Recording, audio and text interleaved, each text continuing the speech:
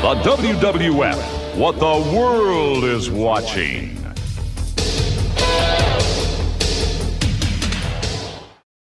Turn it on and rip the knob off.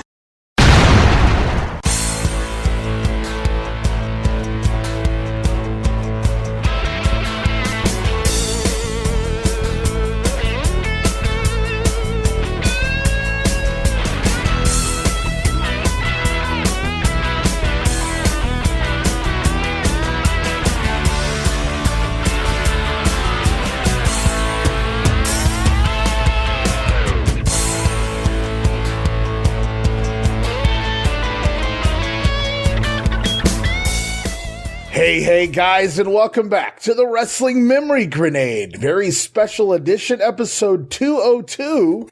I'm Ray Russell, and as you can see here on the videocast, special bonus videocast side of things, Steve Xstat, old school Grenade guest co-host, back again. Steve, welcome back to the Grenade Show, man. Yeah, welcome. Thanks for having me. It's been a minute. But, it's been a bit. We had you here, I think, around WrestleMania 5 time. You stepped in and then filled the void and covered some of the fun stuff there. But you're going to be here for the duration this time, guys. Very special edition. I wanted to do this. This was an idea I had for episode 200, but unfortunately, time didn't permit. I had to cram the show in as fast as I could to continue to get everything else done in the WrestleCopia world. But this week, guys, we're going to finally do it. Episode 202. Going to go back in time in a little watch-along format this week. For those of you who are on the video cast, you can watch along with us. And for those of you listening at home on the audio side, on the podcast side, well, sit back and relax. We'll talk to you about the weekend of June 17th, 1989 in the World Wrestling Federation. And right now, guys, without any delay, we're going to get rolling because, well, we've got 2 hours of footage to cram in here as we discuss another week of June 89 WWF TV. Here we go, Steve. We're in Duluth. Duluth. Is this the first run of it where they have the person out there telling us how great their little convention center is? It's hit or miss. Sometimes we see it. We don't see it. We used to see it a lot more than we do these days, but we still see it. And I'm still shocked that some of these people actually were in the job position they were based on, just on how they look. They say dress for your job, and man, I don't know. Oh, it's named after the body, Lake Superior, here off of Duluth. Hey, Jesse's home. You think he stopped by to say hi to Terry, Tyrell, and Jade here in Minnesota? No, he only does that at WrestleMania. I meant physically stop by to actually see his family. Maybe. I love this intro. I remember this intro as a kid. Popping on Superstars, 11 a.m. every Saturday morning here in the Cleveland market. WOIO Channel 19. It was Fox at the time. And I was ready for more Superstars. Ours was Channel 4. Okay. Were you Fox? Were you guys Fox at this point? Or? No, I don't think so. I mean, it was syndicated. It could literally be on any network television. But for some reason, once Fox became a thing in the mid-1980s, I noticed the WWF latched onto a lot of Fox networks. I guess because they were looking for content. Yeah, it makes sense. Well, here we go. The former Intercontinental Champion, the Ultimate Warrior, taking on, well, he's still Dusty Wolf for now. Not for long. Oh, is he about to be Dale Wolf? He's going to have to be Dale. We got another Duthin coming in here. Can't be two Duthins in the same promotion at the same time. Come on, what you talking about out here? Well, there he is, Dusty Wolf, a long-time perennial job guy, enhancement talent here for the WWF. So are these guys just on the payroll and traveled with them? Dusty would at times. I mean, not like the Brawler or Jimmy Powers or guys like that would later on, but Dusty certainly made the rounds when they needed him to fill that void on the house show circuit. We would see him pop up on a Boston or a Garden show, MSG show from every now and then. I think he gave Barry Horowitz one of his rare wins at the Garden. Oh, that's nice of him. Yeah. Oh, Rick Rude. I don't know if you've been following, Steven. Rick Rude has been taunting the Ultimate Warrior with that Intercontinental belt. I don't know if that's a wise decision or not. Definitely not. Boy, these guys feuded for off and on for the better part of 2 years, 1989 and again for the world title. Hell, 88 a little bit. Going into Mania 9. I'm going to follow this matchup, but at the end of the match, I have a little comment to make about this period of the Warrior Man's run, and he is unhinged, more unhinged than usual. The Warrior wants his IC title back. And these poor job guys are paying for it, man. They're paying dearly lately. It looks like it. Yeah. Poor Dusty here. Could you imagine if they told the Warrior, you got to ramp it up a little bit in your squash matches? These poor guys, oh no. Who got the short end of the stick this week? Apparently, Dusty Wolf. Yeah. Maybe that's what happens to his name. Warrior just knocks the dust right out of him. There we go. He's calling for it. Is he still painting them up? Right now, we're gonna see what Warrior does with this guy. Here comes the Gorilla Press. Now, a lot of people call this a slam. I call it the Gorilla Press drop because that's what he does right there. And the big splash combo, boom! You know he's not getting up. You can count to 40. 2, 3. Knee in the throat. I love how he picks the most reckless-looking move as his finisher. Like, I just don't give a shit about you. I'm gonna pick you up here, and then I'm just gonna drop you. Drop you. It's up to you to protect yourself on the landing. There's demolition. Oh, look at those kids painted up like the demos. Very cool. They were good. They look good. Yeah, that was really good job, whoever the artist was. I don't know if they were backstage. Could that be Smash's children? I have no idea. This right here was uncomfortable for me as a kid because Warrior was my favorite by this point. And he's the good guy, but he's carrying these poor guys off to parts unknown. And I didn't know what happened to him. I was a little worried for these job guys during this weird period. I think he's just being nice, giving him a ride back to the locker room after he gets brutalized. I never looked at it that way. That's a kind thing, I suppose. Here we go. Update. What's the focus this week? There's your boy, Mean Gene Okerlund. Pre-hotline. Is he putting himself over? Not here in the WWF. Oh, the ongoing feud here, Valentine and Garvin. Garvin, now a referee, as everybody knows, but Valentine none too pleased that he still has a job here in the company. Oh, look at that. Look at that little fade. I like what they did there. That was cool. They faded Garvin's picture from wrestler to referee. Uh-oh. Time. I like my new job, and I'll tell you what I'd like to do is to I like my new job. He looks cool. There is rules and regulation, and I'll enforce them. No S. Like a ref. Regulation. Got me upset, Jimmy. I can't help it. Ronnie Garvin, you're right. You are my problem. I put you out of the World Wrestling Federation forever. And now you're back as a referee, and you're a lousy referee. You're the worst referee I've ever seen. Best damn referee I've seen. That you'll ever officiate a match of Greg Valentine's. Greg Valentine. I don't think either one of them pronounced his name right in that promo. Michael, what'd you think of it? This is Tito Santana and his family. Good.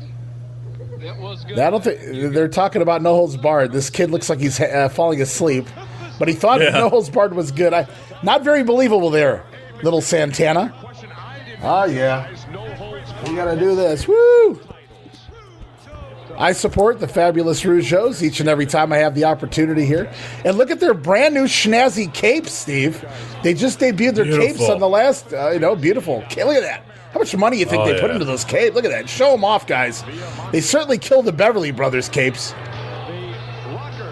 Wow. Yeah, I wonder how much those did cost.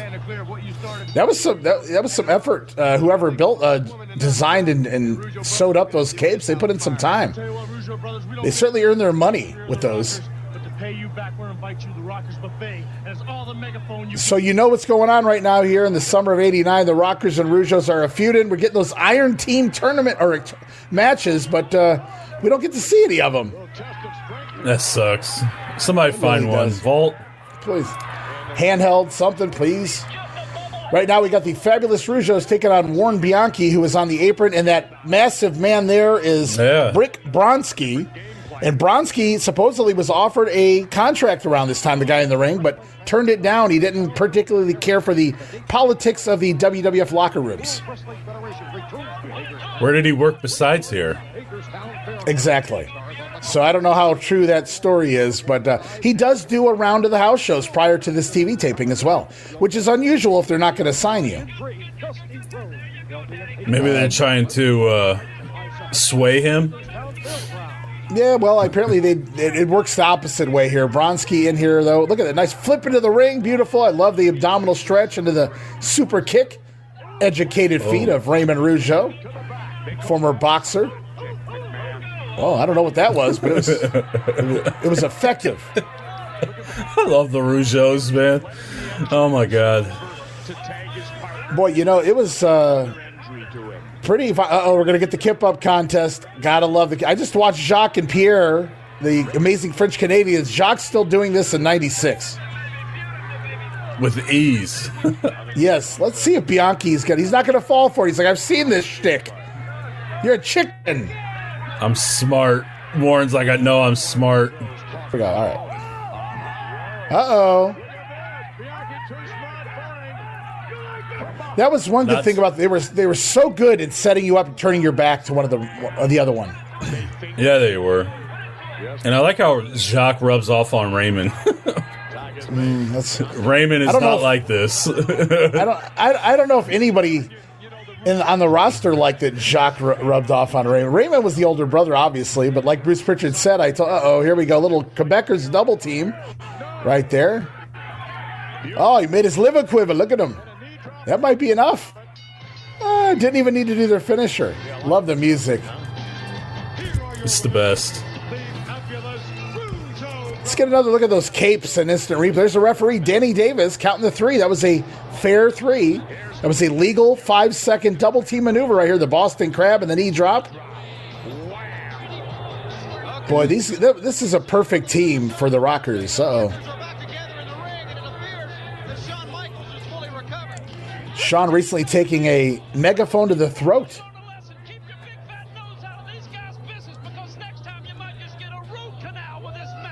Oh, man. Copycats.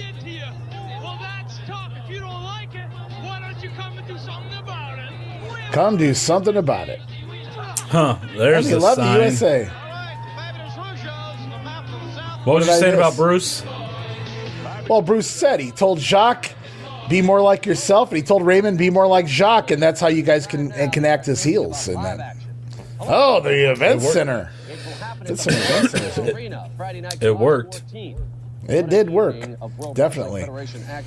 Their condescending ways were very much lost on me as an 8, 9, 10-year-old kid, but man, as I got older, in the tape trading world, I'm like, these guys were amazing. No, they were fabulous. Unfortunately, the Brainbusters come along a couple months later, and then the Twin Towers, and boom, boom, and then they turn the Powers of Pain, boom, boom, boom. And in the main event for the World Wrestling What's unfortunate is they got to work the Bushwhackers on the pay-per-views instead of the Rockers. Yeah, I like the Rumble 91. I don't think they knew they were on their way out, so they just had fun with that one. But here's Honky Tonk feuding with the Superflies. So he comes out of WrestleMania feuding with Hillbilly Jim, and they pivot to Superfly Snuka. Be careful what you ask for, Honk. At least Hillbilly was mobile by this point. All this Snuka still had his spots. Kinky hair.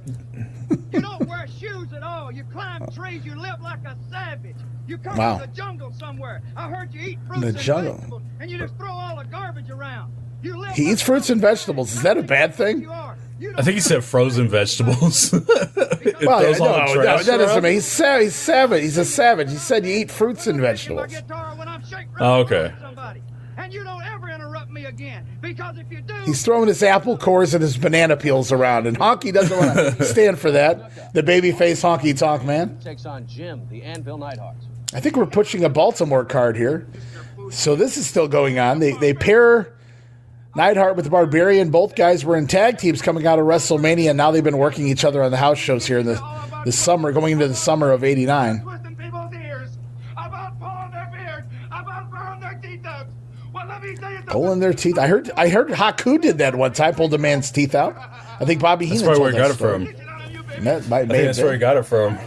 Yeah, that's Battle lines have been drawn. Jim, the Anvil Neidhart. meets the Barbarian. He's great. He's tremendous, man. 14th at the Baltimore Love it. Arena. Baltimore Arena. He had that great match with Randy Savage on Saturday night's main event, and they really didn't capitalize on it. They just put Neidhart back down, much back far down the ladder, Unlike his partner here, the Hitman Bret Hart, they had high aspirations. They give him his solo run at 88. It didn't really pan out. Right now he's working with Kurt Hennig, Mr. Perfect. Might go a little bit better for him. Oh, Boris Zukov doesn't even get to sing the Russian national anthem here. Referee looks like it is a Ronnie Garvin ref. And a couple of Canadians and a fake Russian in the ring right now. He just throws the glasses at the fan. He didn't have time. He forgot. That is a good catch. The Hitman, rather than slowly taking his glasses off, handing it and putting it on a kid's head, he just took the glasses in the ring and pitched them out to the crowd. That's Neidhart's job. It's time to be technical. Let's get technical, Steve. The big Bolshevik, Boris Zukov, in control here. Oh. This is a preview of WrestleMania 6. It is. It's already went twice as long. There's a drop kick, taking Boris back in the corner. Demolition. Hagerstown. Hitman. I'm not familiar. Me either. Ronnie Garvin working there. They would do that for years. Have the Fink come over the announcers here and promote the local shows. Yes, I think that's pretty awesome. I hated it as a kid. I wanted to hear the commentary. I loved listening to Vince and Jesse, Gorilla and Bobby. So whenever the Fink would do that, I'd go, I already know the matches at the Ritual Coliseum. You spend, 7-8 minutes a week in the event center promoting it. Ooh, but just in case you left the room during the Sean Mooney segments. Yeah, piss break. No. very cool that they've got the shades going though. They're selling the shade. We saw some kids in the crowd wearing those Hitman shades. I like those silver ones better than the pink ones. Oh, very cool. Yeah, they're nice and shiny. And that might set him up for that pinpoint elbow drop here off the middle rope, which may be enough to do it. The pile driver, Hitman's been using that as a finisher. He wasn't happy with it. Going to finish it, follow it up with an elbow there. And Bret Hart scores another solo victory before they put the Hart Foundation back together in time for SummerSlam. Something tells me they're going to give the Hitman another try here in the singles department. Sometime. Maybe eventually down the line, but right now Ronnie Garvin counts the 3. No sharpshooter yet. Oh, here we go. We got to get this in. Another no holds barred clip. Oh, this one features Brell. This might be our first clip with Brell involved. I said last week, if we took all the clips that they show here on TV and put them all together in the proper order, I think you could watch the movie for free. I'm pretty positive. Wow. We've seen the entire movie at this point, I feel like. Don't put your hands on me, bro. Hey, man, don't be a jockass. Are we going to get the line jockass here on syndicated family-friendly television Saturday morning? It's blank. I had never heard that term before or again, jockass. They tried to get it over here, though, in this movie. I'll give them that. They did get Dookie over. Dookie. Well, they didn't invent Dookie. Jockass was a new term. Oh, touch! Oh, 3 times. That's 3 strikes. You're out. Touching his hands on the Hulk's. Or sorry, Rip.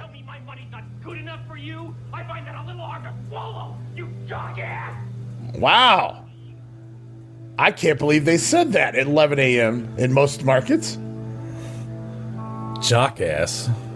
And I'm just coming right off of watching my Saturday morning cartoons, and now we're walking into Jockass. Yeah. Do you mean to say jackass? No, it's Jockass. He says it the entire movie. Huh. Uh-oh. Oh, what's he going to do? That's a blank check? You think that's what Ted Turner did? He handed Hogan a blank check? Is that how he got signed over there? Yeah, something like that. A blank check and creative control. Oh, $1 Million Man. He's ripping off DiBiase, shoving the check down the throat of Brell, who was a great character. Oh, and I love that he gives him like the rip 'em sign. All the time. Like when he beats the shit out of everybody in the bar at the end when he goes to leave, he just turns around. I don't know what he's looking at, and he just throws up the rip 'em sign. Is that like a gang sign? I don't know what's going on, man. It's like, is that his calling card? Yeah, that's his calling card. That's like the wet bandits flooding the sinks. Okay. Well, I'm done here. Rip them. Rip them. Rip them. Rip them. I'm done, brother. We're That's over. right. So this is pre-theme music. $1 Million Man Ted DiBiase taking on one of my favorite job guys, Red Tyler. And Virgil out here holding the $1 million title belt. Joey Morello, the referee. And DiBiase started a feud with Jake the Snake Roberts at WrestleMania, but Jake, nowhere to be found. He was taken off the road after a lawsuit filed. And Jake was arrested at a recent TV taping. And with Jake being off until the fall due to the legal reasons, he decided to finally go and have surgery done on his neck, which was probably a wise move. Yeah. So making too much money otherwise, right? Jake is out, and he's forced to be out. So he says, I have enough time to finally rehab my neck. Let's get it done. 2 years after the supposed injury at the hands of the Honky Tonk Man, the guitar shot. We all saw it on the Snake Pit. And there's the latest edition of the WWF magazine featuring Hulk Hogan, but it's unfortunate in mentioning Jake being out because DiBiase has nothing to do now. There's really nobody around to pair him with at the moment. So he's just kind of floundering. Yeah. He's got the brand new $1 million title belt, but nobody to show it off to. So we get this random generic squash, I guess. And what's really odd is Jake worked the tapings after the quote-unquote attack and injury. So we've seen Jake in the ring a couple of times. So it's really, a little flare flip by Red Towel the way to the floor. Ooh. There you go. I was going to say, why not just continue to work Brutus, but I forgot where Brutus moved up Brutus the card. Brutus got bigger things. Well, to be fair, DiBiase had, and Jake, that was a big-time match. That was certainly a B-show main event. But with Jake out, Teddy's got really nowhere to go. We got to push Zeus, pal. We ain't got time for the $1 Million Man right now. Oh, he's setting him up. Nice clothesline inside out.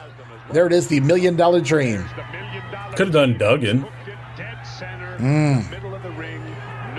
I'm kind of glad they didn't, although DiBiase probably, I know him and Duggan go way back. All the way back to 1982, as far as teaming up anyway. Duggan didn't have anything going on either, did he? He's got Haku. Haku wants his crown back. Yeah. Now, whether that's something or not, that's debatable, but it is the story where, they were originally, remember, they're trying to put Stud and Duggan together against Haku and Andre, because in singles matches, it wasn't getting it done. But Stud is now gone from the company as of this week. I think he made his last appearance last week. Here's that left arm clothesline. Yeah, well. That was a nasty down. Clothesline. Tyler taking the bump, the $1 Million Dream, and the $1 Million Belt for the $1 Million Man.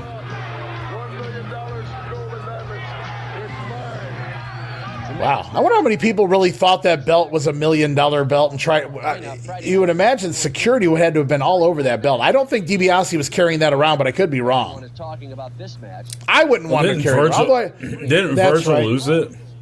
That's right. Like he left it at a hotel on a bed or something. You're right. It's kind of crazy, though, when you're promoting something as worth $1 million and they're giving it to you, the wrestler, to walk around with. I mean, it just takes the wrong idiot with a gun.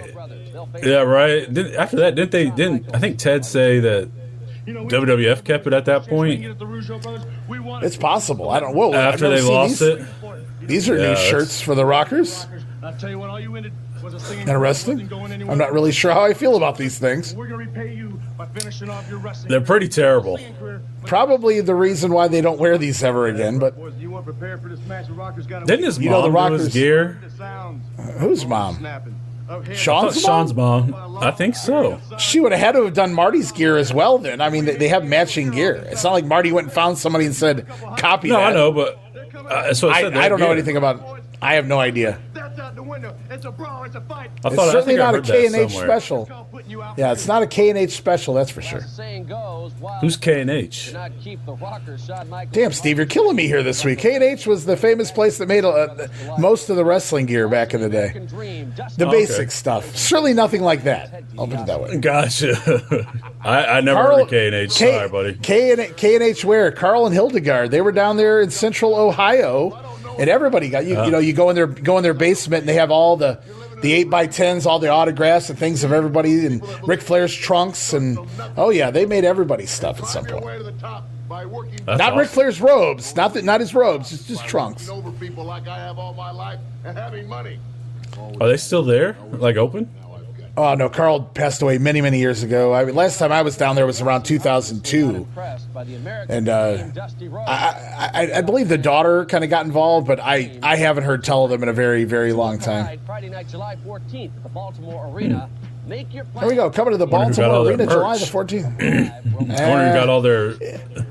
Yeah, it was the leftover all their stuff, you know. I did see the Conquistador costume though; that was pretty cool. Oh, okay. They made that? I guess. Did they make the Johnsons gear for oh, no. for the debut of TNA? If they did, would they really admit it? I mean, would you admit it? Oh, here we go. Rick Martel with the finger bang. Rick Martel with his manager, the Doctor of Style Slick.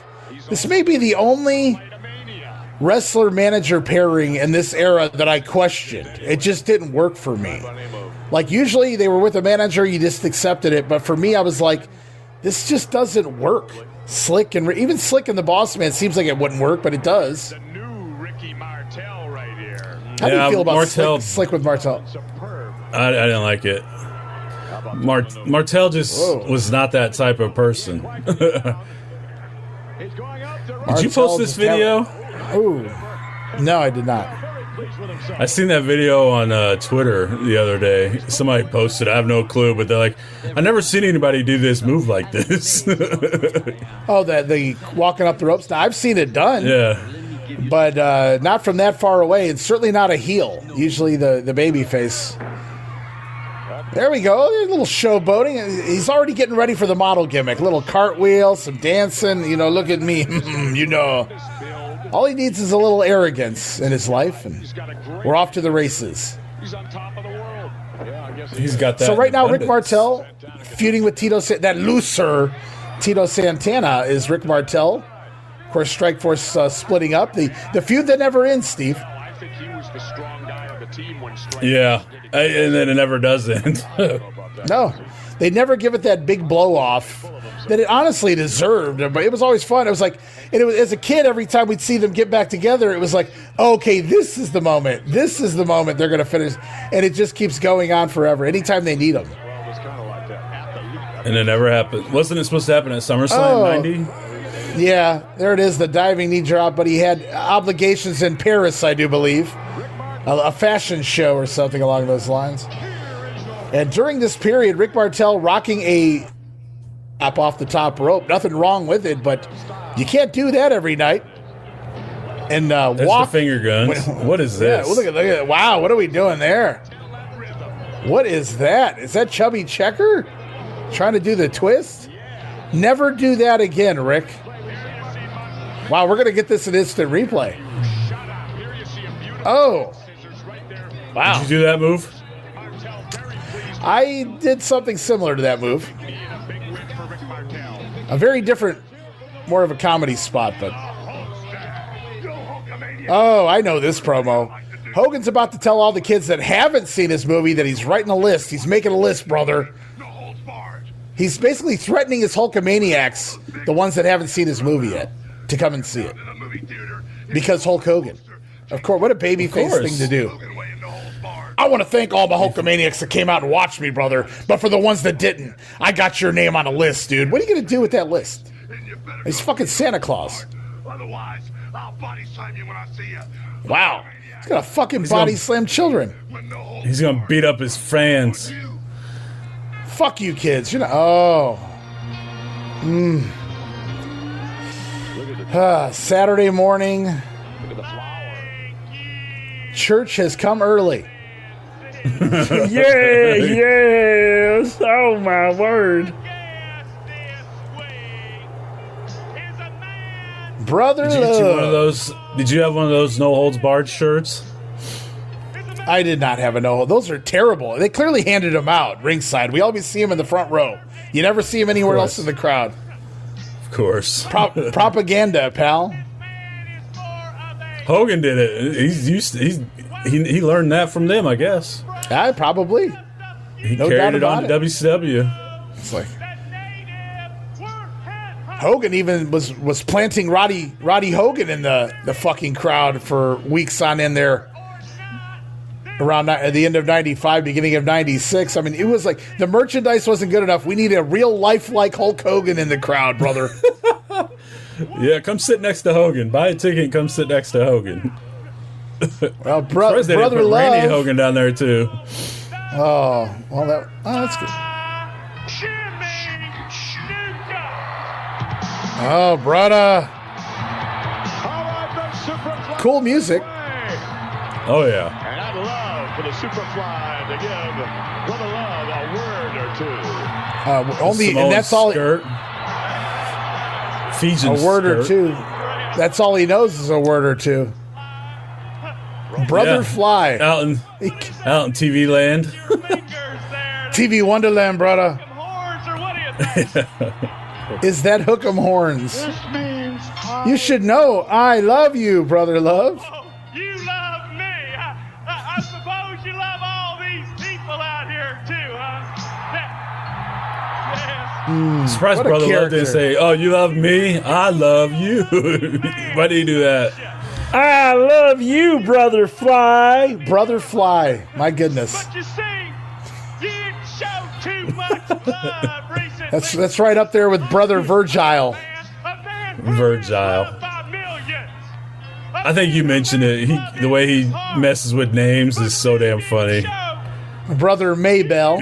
Show too much love when you were up on that platform. Duggan. Oh, here we go. I remember watching this when it aired. And I mentioned it right here on the grenade. I thought they had done a double turn. I thought that was terrible that Superfly would leap off the platform on the Honky Tonk. Speaking of, he called him a fucking monkey, Steve. Monkey Man. Monkey Man? Jeez. Wow. I would say, like, that's racist of them, but that's how people talk back in the day. Let's be honest. Oh. Guitar shot to the back. Honky, it was all a setup. Jimmy Hart out here distracting Snuka. Honky warming up another tune. Oh, that was terrible. He got 5 words in. Snuka. Did he? I didn't hear him speak. Yeah, he says it means I love you. Oh. Sounds about right. About all he knows.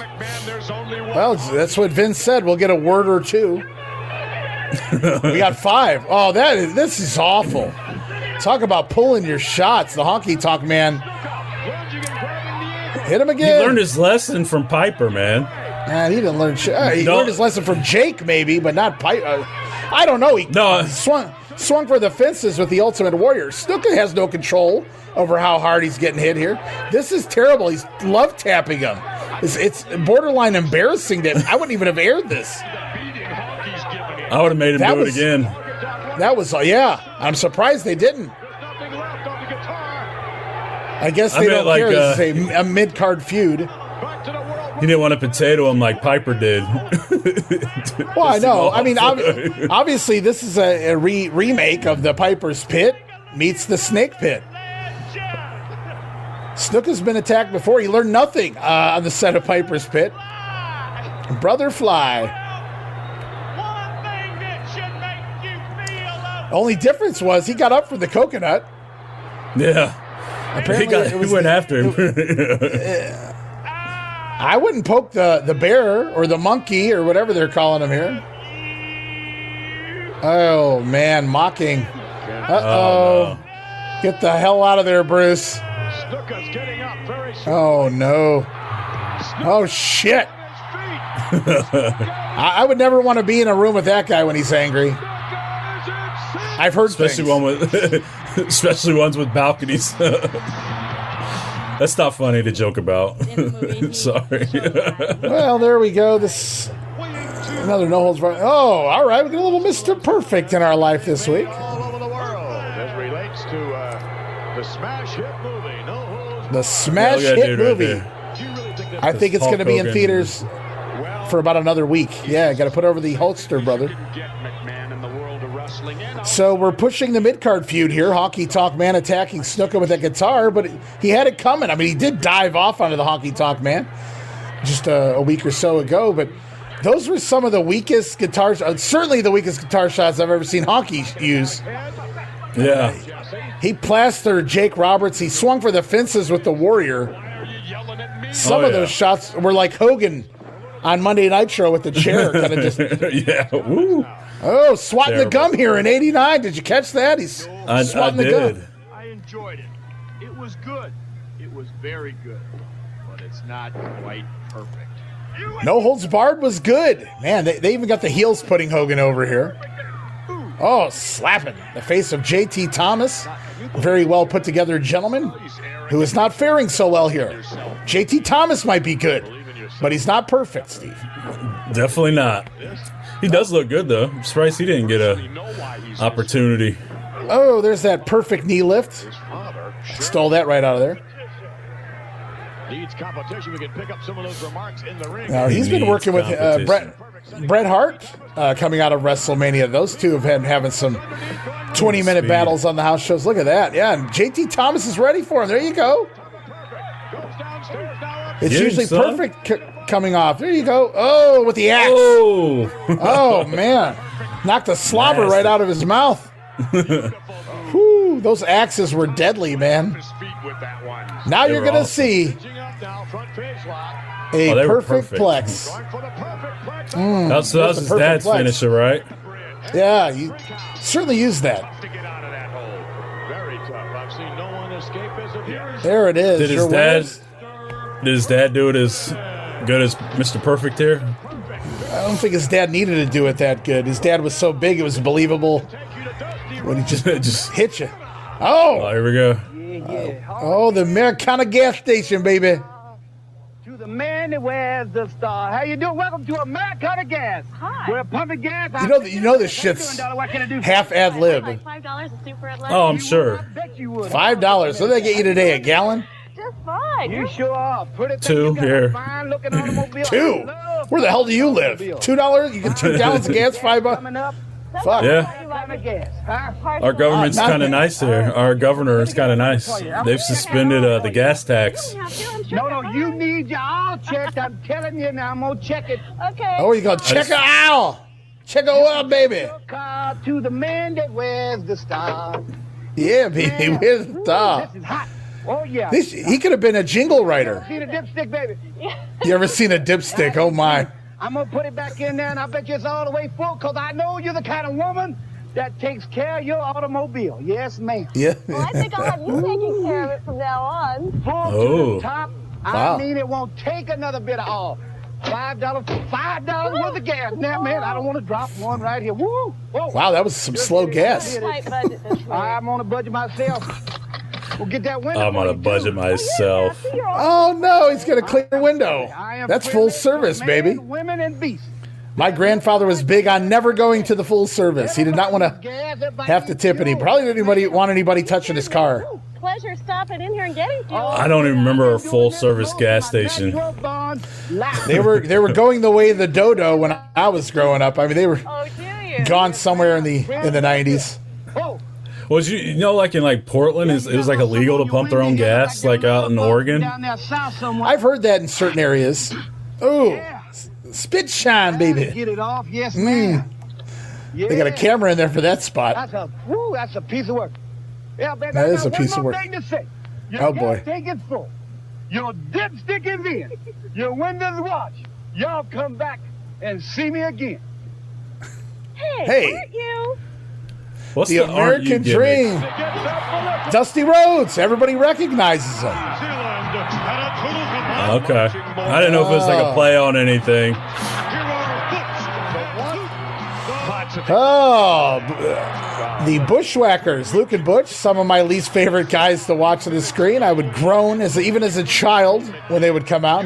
There's Jerry Lynn. I believe it's, no, that's Todd Becker. Jerry Lynn kind of threw me off with that haircut. Jerry Lynn's been here recently on the TV taping, so we might even see He's Jerry been around here. so long. Yeah, he's cutting his teeth back here in the late 80s. Todd Becker and Butler Stevens is the darker-haired gentleman here. Bushwhackers have been working the Brainbusters, poor Arn and Tully. But Arn and Tully, we saw them recently on NBC working the Demolition for the tag title. They're going to get a rematch here pretty soon against the Demos. But in the meantime, they're stuck doing jobs to Luke and Butch on the house shows. What the hell for? Well, we got to establish anytime you were going to win a belt, you automatically were losing matches leading into it because you're going to get your heat back. That was the thought process. Meanwhile, Luke and Butch needed every win they could get. And I guess they just wanted to send the fans home happy. And oh boy, maybe Arn and Tully were lying to themselves. Maybe they said they're the sheep herders. They're the sheep herders. Did the Brainbusters get anything good out of them?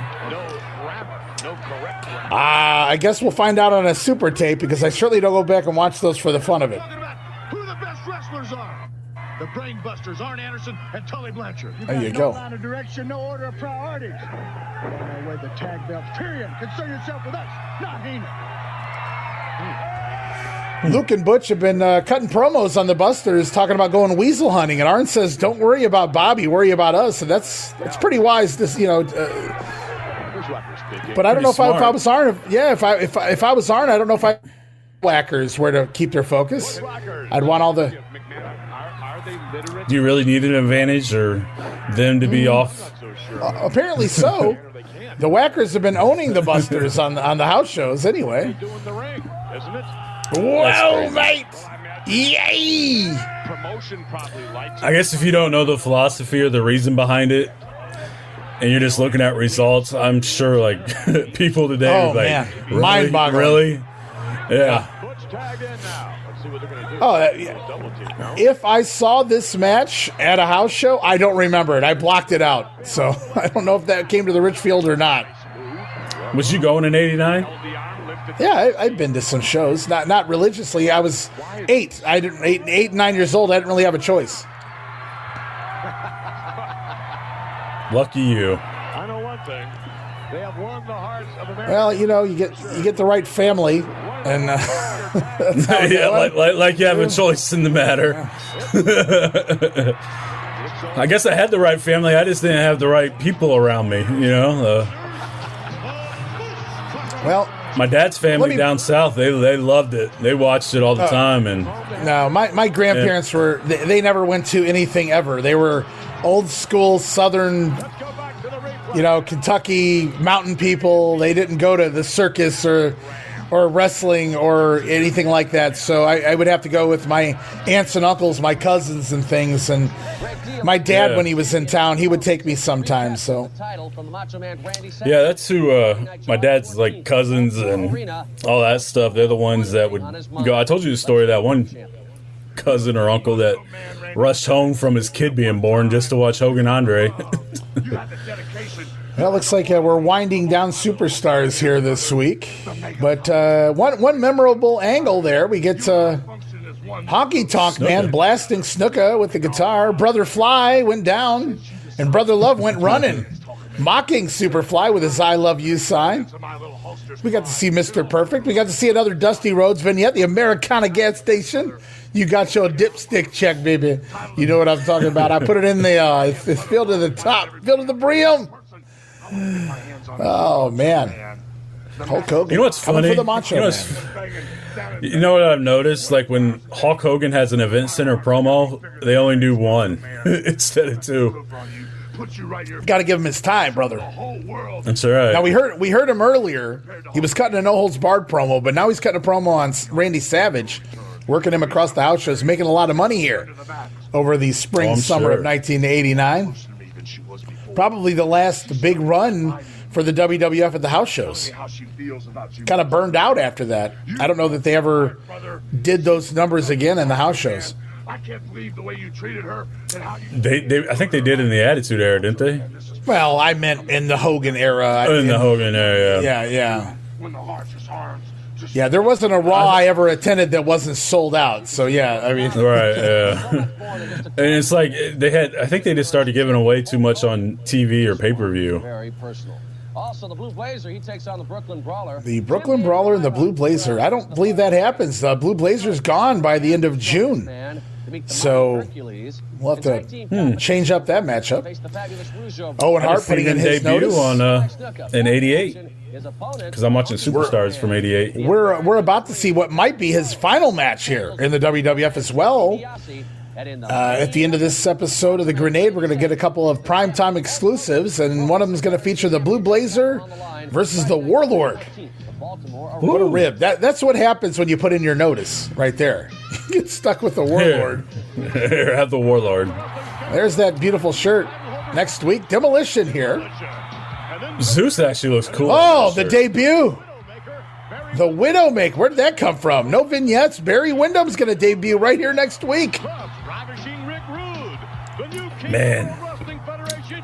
Wow. 89 Barry Windham. He looked like a world beater, man. He could have been anything he wanted to be if he could have just stayed off the... Well, no, right place, right time.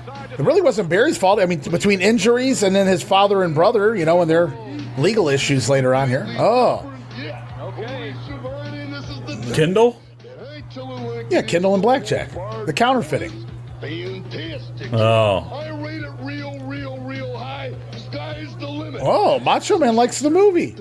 Sky's the limit. No hard bar. Definitely a #1 box office. I wonder how many people went to that movie theater thinking they're going to see one of these wrestlers in there watching it. Zeus looks awesome on that shirt, man. There's nothing about that shirt that looks awesome. Zeus looks awesome. My kids could draw a better picture of No Holds Barred than whatever the fuck they did here. Well, that's all they could do in the 80s. Well, there you go. Randy Savage loved the movie for the star of the movie, Zeus. The Macho Man taking a liking to Zeus. What's that about? We'll have to keep an eye on that one, Steve. Huh. Very peculiar. Well, he does have the Eye of the Madness, of course. So, the one good eye. Well, there's only one eye on Zeus that looks like madness. Yeah. So next week on Superstars, we got Demolition, King Duggan, the Brainbusters, Hillbilly Jim in his one time a year matchup on TV, Ravishing Rick Rude, the Barbarian, the debut of the Widowmaker, and Brother Love's guest, the $1 Million Man Ted DiBiase, who's going to give us an update on Jake the Snake Roberts. That's next week. We're here this week now, and it's Wrestling Challenge. Oh, where's Tony? He's not here yet. In fact, when's he come in? Next week. You're killing me here this week. Oh, giving away everything. Look at this. I didn't know whose arm was that? That was not Hogan's arm. That was Super Steroid. That was a super. There was a Blue Blazer. Got to pull him out of the opening. I was so happy to see this opening. That music with the prior to one to this is so terrible. It gets so annoying. It's slow and just sucks the life out of you. So I'm so happy. We got the new Superstars, the new Wrestling Challenge intros. We got the new background, the blue. Everything just looks more lively. Yeah, it really does. And even though I had been watching wrestling prior to this, this is the stuff that's stuck in my memory. This is the stuff I remember from my childhood. This intro, this look, this style, the insert promo style. Oh, the Twin Towers are here this week. They've been challenging Demolition for the tag titles on the house shows. I know they're both heels, but I would like to have seen the Busters versus the Twin Towers. Well, that would have been interesting. I heard Smash recently say he has no idea why the Twin Towers weren't given the tag belts coming off that run with the Mega Powers, but I guess there were other plans in the works. And had they known Arn and Tully were going to give their notice, maybe they would have given the tag belts to the Twin Towers. So they won the belts and then gave their notice? No, not immediate. No. I mean, like a couple months, but yeah. Yeah. There's Chris Zarna scheduled to take on the current Intercontinental Champion. There he is, ravishing Rick Rude, to kick off this week's show. Now, I understand Challenge aired at different days and different times in different markets, but for me and a lot of other people, it aired on Sunday. For me, it was Sunday mornings at 11 a.m.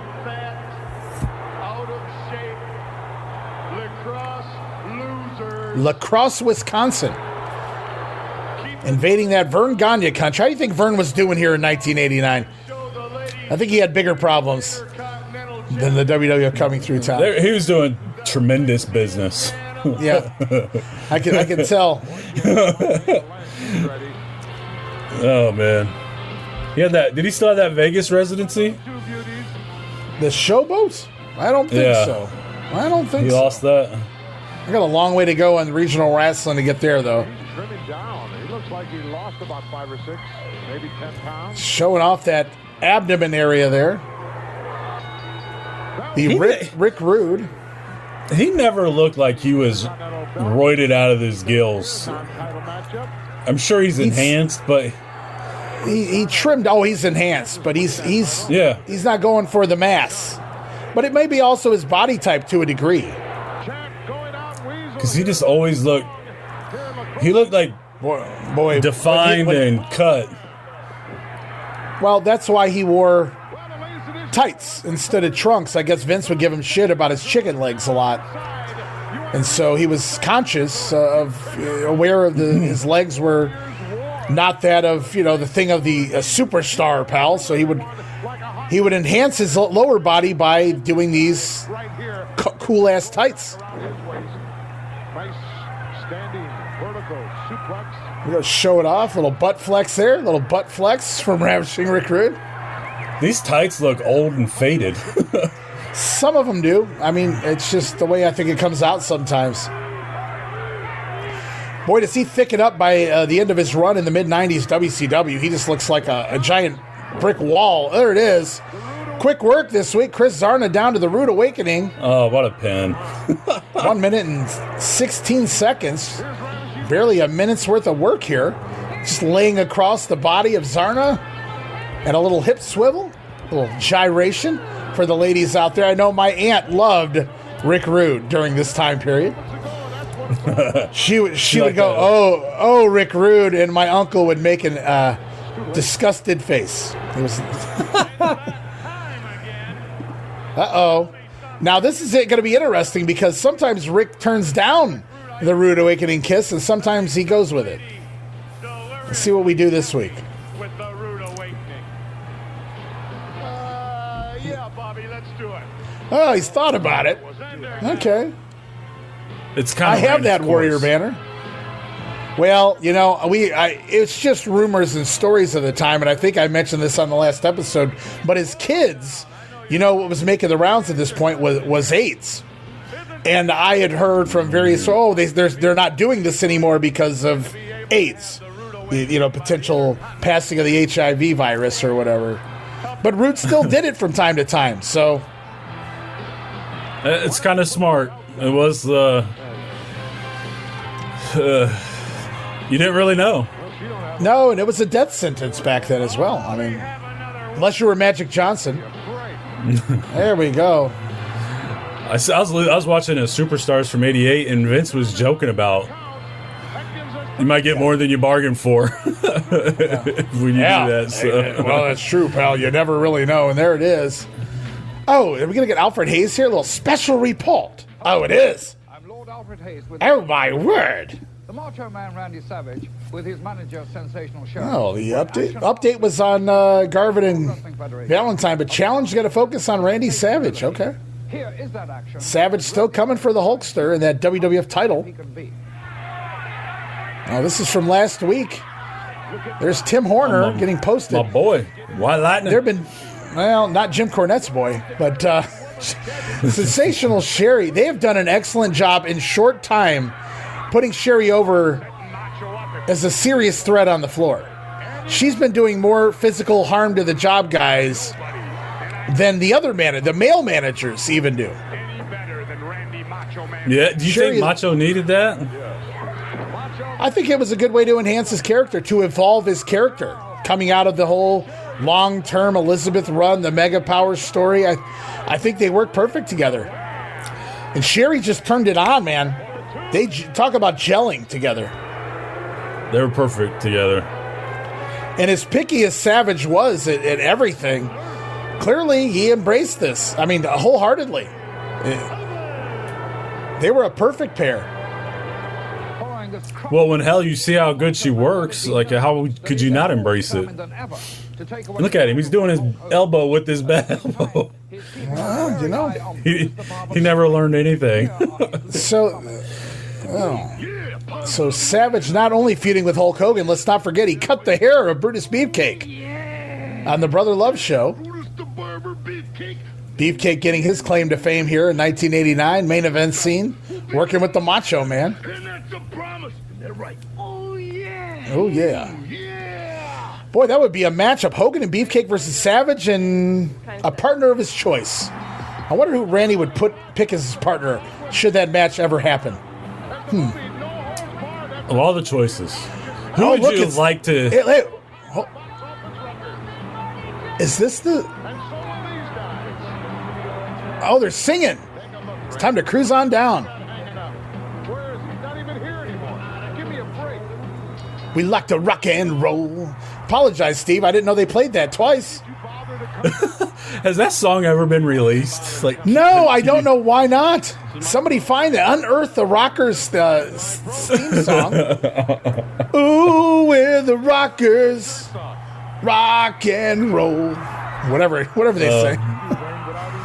That goes right up there with 3 Count, with the American Males, with California Brian Pillman. It does. Mr. Wonderful's 95 theme. Was Jimmy doing the music at WCW? He did some of it. Anytime they sang, that was Jimmy Hart.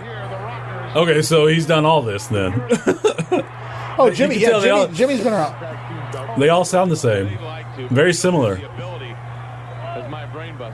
It's unfortunate that this has never been released out there. I'm keeping my fingers crossed because we've had some other songs come out in the more recent years, unearthed from the 1980s, more equally obscure.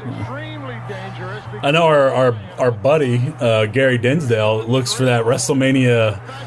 I think 6 or 7. That music, it's never been released without anything being talked over it. The WrestleMania theme? Yeah, the ones from WrestleMania 7, like when the stars are shooting? Gotcha. Yeah. He just wants that audio. And he's been looking for that for like 15 years. He's been asking for it forever. Okay. So there's people out there that want this stuff. I would love to hear that Rockers song though. Ooh, there we go. Yeah, we only get it twice. I only thought they played it once, so I've learned something new today here on the Grenade. We get to hear the theme twice because they didn't use it the last time they worked on Superstars. Dusty Rhodes starting to work the house shows. Absolutely. Pre-polka dots. We haven't gotten to the polka dots yet. Danny Davis, what are you checking, Danny? He's not going to give up from that hole. Referee Danny Davis. That's kind of funny. We saw Danny do the Rougeaus. Now he's doing the other side, the Rockers here, who are, in fact, I'll have you know, tag team specialists. Woo! It's the Rockers. There we go. Speaking of, there we go. Oh, jumped off his back. Jumped off Sean's back. Nice back help. Boris elbowing his own partner here. Tom Stone. The man who ended the career, as far as I'm concerned, of Ken Patera, because he's the one that injured Kenny. Then we got that weasel whacker. Well, Kenny injured himself, but Kenny did one of his stupid slams where he throws him across the ring and he tore everything off the bone there. Look at this. Page out of the... Oh, from the outside. That was different. A little bit of an Orient Express style. Uh-oh, we might be setting up for the double fist drop. Here we go. Boom. In stereo. 1, 2. That'll do it here. So much better than the double drop kick, where they almost kill everybody they try to hit with it. Well, I've only seen the Bomb Angels perfect the double drop kick. I've never seen anybody else be able to pull it off. Marty Jannetty extra pumped here this week. Look at this. Is a nice spot. Shawn Michaels off the top rope to the apron, double axe handle across the back, and we got Tony ringside again. Oh, here we go. It's Tony. Shawn and Marty, they love to party.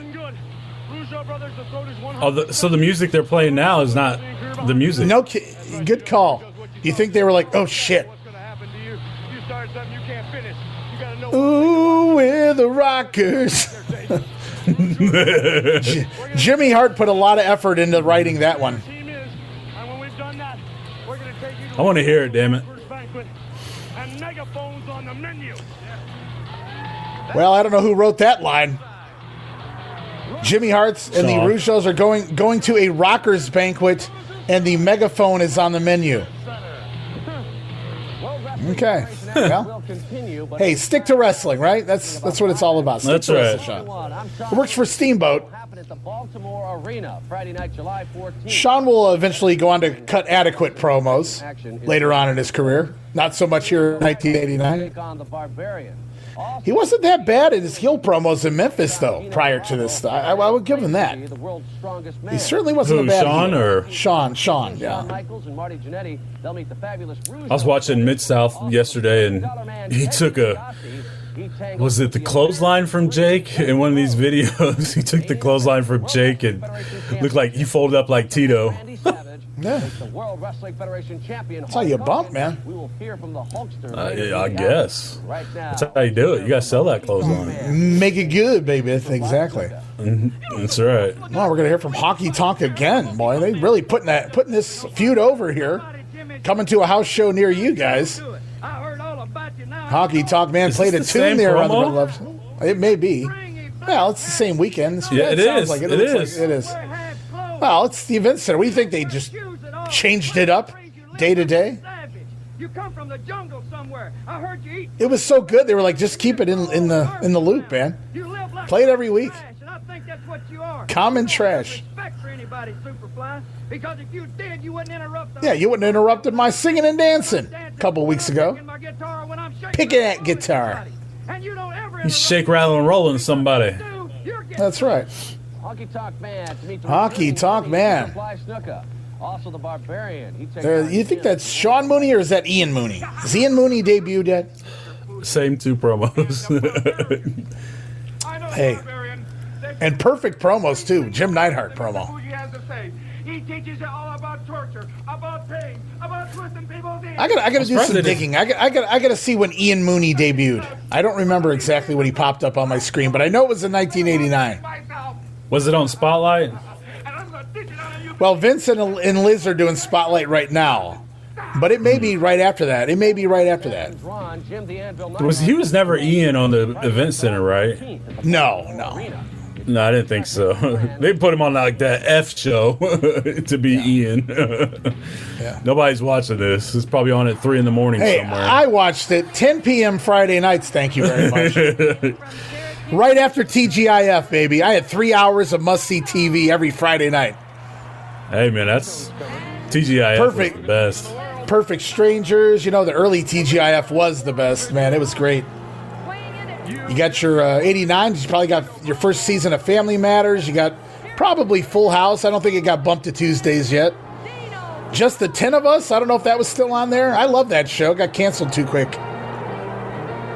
Geez, Full House got bumped. It got moved to Tuesdays. It did well. It worked for Full House. There we go. That Hercules poster is awesome. He's got a T-shirt, too, which I didn't even realize until recently. We saw that around ringside. And Dino Bravo, the reason we saw Hercules there is because this also is a house show feud right now. Another one that's going to sell out of all the arenas. Dino Bravo and Hercules fighting over who is the world's strongest man. There he is. I got to say this. Herc. Okay. Dino looks awesome with the white knee pads and the light blue hair. I don't remember this look, but he looks awesome. He had a white pair of trunks recently that were kind of cool. Frankie DeFalco. I talked with Frankie not that long ago. Asked me to come out and commentate for his indie fed. I said, Frankie, I'm in Cleveland and you're in like Chicago or something. He goes, darn. So, sorry, buddy. You did commentary before too? I've done pretty much anything asked. I mean, here we go. Dino Bravo is how mobile or immobile is Dino this week? He could drop an elbow though. He dropped a mean elbow. It's pretty much where it begins and ends. For some reason, man, I always like Dino. I have no idea why. I have no idea why. You are literally the very first, and I mean this, the very first human being on any show I've ever done that said they liked Dino Bravo. Here it is, that pendant side suplex, Jess. I have no idea why. Neither do I. Holy shit. And Dino Bravo recently debuted a cape as well. I wonder if that was a Jimmy Hart thing. You know what you guys all need, baby? You need capes. So the Just imagine if they all three had capes at the Rumble and they ran around the ring like Dino does. Wow. That would have been amazing. Three French Canadians running around in capes. It's like, wow, that would have been a sight to behold. That would have been amazing. That's what you need to get over. We're missing something. Oh, we need a cape. In 1989. Oh man. At least they were cool capes. Yeah. I thought No Holds Barred was a good movie. I think it should win an Academy Award. All right, kid, boy. Here's your who paid you? Like he fucking knows what an Academy Award. Get the fuck out of here. Here's $30. Go get you some merch. You're being more generous than I am. I was gonna say, here's you a box of Juju bees. They probably gave him a credit to go to the merchandise center and get you a shirt.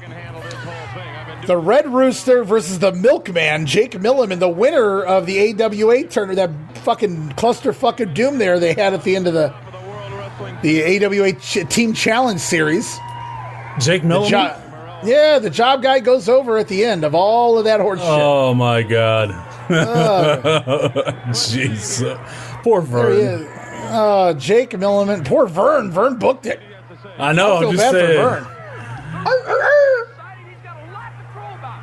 And so does my good friend Hulk Hogan. I see this new movie, No Holds Barred, and it's great. He has a lot to crow about. How much did they pay Terry Taylor to say that? His good friend Hulk Hogan doesn't even know you're in the roster, dude. Wow. Bobby just shit all over him. He gets dumber as time goes by. Yeah. Well, he was not a fan of Terry Taylor, so. So Bobby apparently doing solo commentary here. I believe Gorilla Monsoon has had enough of the brain. They're doing the same shtick on primetime right now. These guys are bickering more than usual. Obviously, we know that's going to lead to something in the summer. And Gorilla has stepped away for a moment from the announce booth. He's going to come back, perhaps with a major announcement. A change here that Steve has already alluded to in the Wrestling Challenge broadcast booth. Nice armbar takedown. Sorry. Yeah. Spoiled it for everybody. Sorry, I didn't know. 30 years ago is spoilers. That was 37 years ago, man. All right, 37? Wow, Stop I am it, old. Stop it. I am old. Stop it. Hey. You're reminding me that I'll be 40 in a couple weeks. Oh, jeez. I'll be almost. Oh, it's setting him up for that chicken wing. There's no way he's picking him up for this chicken wing. Why, he got Mike Sharp up. I think he can get anybody up at that point. There we go. Oh, look at that. That can't feel too good. What a ridiculous that's dangerous. Why not keep the sharpshooter, the Scorpion Deathlock, the cock of the walk? There he is, strutting his stuff. He did not embrace the character, though, as he clucks his head. Look at that, going for the Hitman elbow, nobody home. Jake Milliman is not execution excellence. Little Wakatami takedown there, little giant Baba. There he is. That had to be a rib on Bobby, given the Rooster match, right? Oh, yeah. He really didn't like Taylor? No, yeah, he's shit all over him on the those shoot interviews. He was not a Terry Taylor person. Said he was worthless. Didn't see it, didn't get it. Clearly didn't get along with Terry, didn't like Terry. A lot of people don't like Terry, though. Terry's kind of got that Jacques Rougeau. Maybe not as abrasive as Jacques Rougeau, but he's just kind of like... People just don't like him. Yeah. I could see it. Hey, look, there they are. There we go. The one, Rougeau brothers, the one the Rock has been waiting for. You did your best. Rocking and rolling, strutting and strolling doesn't include smoking. The party's over when you start smoking. Do you think these rockers really listen to their own PSA? Do you think any of the wrestlers were listening to their own PSAs? Maybe Brett. Maybe. Well, no. I'm sure Brett partook. He's even admitted he's partook in some things. Now, Owen, I think all the time. I think the Blue Blazer, he has a PSA. I would believe Owen over anybody. Wrong heart. Ultimate Warrior says, "Don't smoke, just eat the cigarettes." If I remember that one well. Yeah. Just swallow that nicotine down, pal. Yeah, Brett's PSA. If you want to be technical, you shouldn't smoke. Smoking's a lot like Bill Goldberg. They suck. There it is, $1 million man. So Dusty Rhodes essentially comes right in to... Now, they don't feud, but for the short term, Dusty's filling in for Jake on the already announced house show matches with DiBiase. So they found a great replacement on the house shows, but they're not feuding on TV. The only way you get to the top is by walking over people like I have all my life and having money. The dream, baby. And I always will. The dream. We're going to get another American Dream promo here. It may be next on the show. You think it's going to be the same one? Oh, no. We get a different one for every TV, man. They're bringing these things in hard. Wow. I'm just wondering what's left here. We've got, he's still going to be a plumber and a garbage man, TL Hopper. And Duke Drosy would get those gimmicks later on. Who was the gas man? The gas man. Nobody was the gas station's full service guy. There's your boy Jerry Lynn. There's Jerry. I knew he was still lingering around somewhere. There's Ray Brown and Jerry Lynn. We saw him recently, and we get him again here on the same set of tapings, no doubt. Oh yeah, we heard this with Rick Martel. Let's see if Akeem does. If you put Rick Martel and Akeem side by side and said who's the better dancer, I think everybody would pick Rick, right? But we'd be fooled because there ain't nobody better than Akeem. And it's because Akeem's was first, right? So like you just accept it like this is how you dance. I mean, he could have came anytime, and this would have got over, man. It got over with me. His outfit got over with me. I wanted a hat like that. I asked Akeem in Orlando. I said, "Where's that hat?" He said, "Probably somewhere in their, in their basement and wherever they keep their shit." Their warehouse. Yeah, the warehouse. Yeah, that's what it was.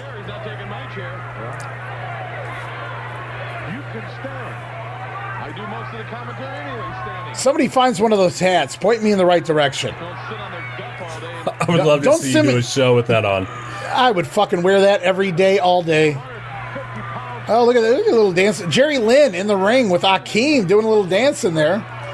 Did you have that on your bingo card? Jerry Lynn versus Akeem? I did not know. and the big boss man, one of my all-time favorites here, looking menacing in the corner. So Gorilla is back, and he has just announced that beginning next week, Tony Schiavone will join the broadcast team here on Wrestling Challenge, and Bobby Heenan is none too pleased about it. You know what? Akeem looks just like his Hasbro figure. He absolutely does. with that fat. I'm still looking. I'm having flashbacks of decades of that sitting on my desk. I looked to the right like it was going to be there, and it's been gone for like 6 years. He looks just like it. You just want to push down his shoulders and see if he bounces. Oh, he flopped. No, he didn't. He flopped. He did like a belly. He kind of bend him back and forth. There was a splash. He didn't have the shoulder gimmick. No, I mean, like, doesn't he? Oh yeah. No, he moved. Right. He moved. Yeah, he weeble wobbled. Yeah. There it is. I got to tell you, out of all the teams here, and Arn and Tully, credentials aside, former World Tag Team Champions, the Twin Towers, if anybody was going to believably have the potential to beat Demolition, I feel like it was Boss Man and Hakeem. Like, you felt like, yeah, this could be it.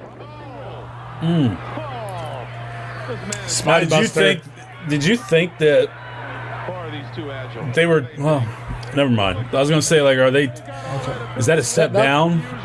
By being tag team champs, but in '89, there it is. Tag teams were super over, so no. Oh yeah, it wouldn't be like being a tag champ today.